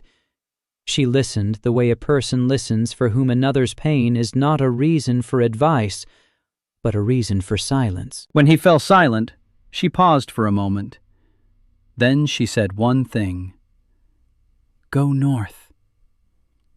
Dan said he couldn't leave the infirmary. Zion said the infirmary would manage. He had built it precisely for that purpose, so that it could manage without him. Dan looked at her. She was right. He knew she was right. He was just afraid. Not of the road, not of the north, of what he might find, or might not find. He announced his departure that evening, briefly, without explanation. He said he was heading north, for a week, maybe 2. Annalise was in charge. Yoon-hee, surgery. Zion, archives. Clarissa, external relations. Maggie, housekeeping. Hazel, security. Annalise asked where. He said north. Annalise asked why. He paused. Then he said he was looking for someone. Annalise looked at him. Then she nodded. She didn't ask any questions. Hazel said she was going with him. Dan said no. The infirmary was more important. Hazel said the infirmary didn't need protection as much as he did, and that if he died on the way, the infirmary would lose more than it would from her absence for a week. Dan couldn't argue with the logic. Hazel went with him. Bryn provided 2 soldiers, 4 on horseback. At dawn, Dan turned at the gate. Mellbrook stood behind him. Smoke from the chimneys, a white flag over the infirmary. Annalise stood at the door. She raised her hand 1 second. Then she lowered it and entered the infirmary to work. The road north, 5 days, through forests, over mountain passes, through villages where people recognized Dan. One of his students worked in the second village along the way, a young widow who now saw patients in a room next to the inn. 3 beds, a barrel of water, soap, moss bandages, the Zion instructions on the wall. Dan walked in. He looked around. Everything by the book. Clean, neat. Records were being kept. He said nothing, just nodded. The widow smiled. That was enough. On the 6th day, they came out to the sea. Gray, cold, waves crashed against the rocks. A tower stood on the cliff. Stone, old, narrow windows. Smoke curled above the tower. Someone lived there. Dan dismounted. He climbed the path. Hazel followed him, hand on her knife. The tower door was open. He went inside. A spiral staircase, upward. He climbed, his footsteps echoing off the walls. 2nd floor, 3rd, 4th. A door, open. A room, large. A window overlooking the sea. A table piled high with papers, maps, notes in English. A diagram on the wall, lines, dots, dates. 15 years of dates. A woman stood by the window, with her back to him, not very tall, dark hair with broad streaks of gray at the temples, narrow shoulders, back straight. She stood and looked out at the sea. Then she turned. A face, familiar and unfamiliar. Features he remembered from a 12-year-old girl, now on the face of a grown woman, 27 years old. But the eyes were the same, dark, lively, with a sparkle he remembered from childhood. She looked at him. He looked at her. She said 2 words. "Hi, Dan." The voice. Her voice. Older, deeper, but hers. Dan stood in the doorway. His legs wouldn't move. His hands wouldn't obey him. His throat tightened. He opened his mouth, closed it, opened it again. He said one word. Megan. She nodded, for a second. Then her face broke. Not a smile, not tears, something in between. Something that happens when 15 years of waiting come to an end and you don't know what to do with it. She took a step. He took a step. They stood a meter apart, brother and sister. He's 26. She's 27. She's older because she died first. She got here first. She's lived here for 15 years. She'd grown old. She'd built a network. She'd found a way to catch souls from Earth. She'd waited. She'd searched. And when Dan died on an icy highway in Iowa, she caught him and sent him to Mellbrook. With the van, with the medicine, with everything he knew. Because she knew what he would do. Because she knew him. Dan reached out his hand. She took it. His fingers were cold, thin, strong. He squeezed. She squeezed back. They stood like that. A minute, 2, 5. Hazel stood on the stairs and didn't come in. She heard the silence, and in that silence was everything she needed. Then Megan said she had a lot to tell.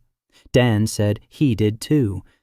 Megan said she'd made mistakes, a lot of mistakes, that not everything she'd done was right, that she was lonely, that 15 years was a long time. Dan said he was here. Megan nodded. Then she said she'd seen his notes. Through her people, she'd seen what he'd done with Mellbrook. She saw the infirmary, the school, the people he'd gathered around him. She said she was proud of him. Dan replied that it was her van, her medicine, her plan. Megan shook her head. She said the van was just boxes, the medicine was just pills. Everything that happened in Mellbrook was him, his hands, his mind, his sales rep's smile that opens doors.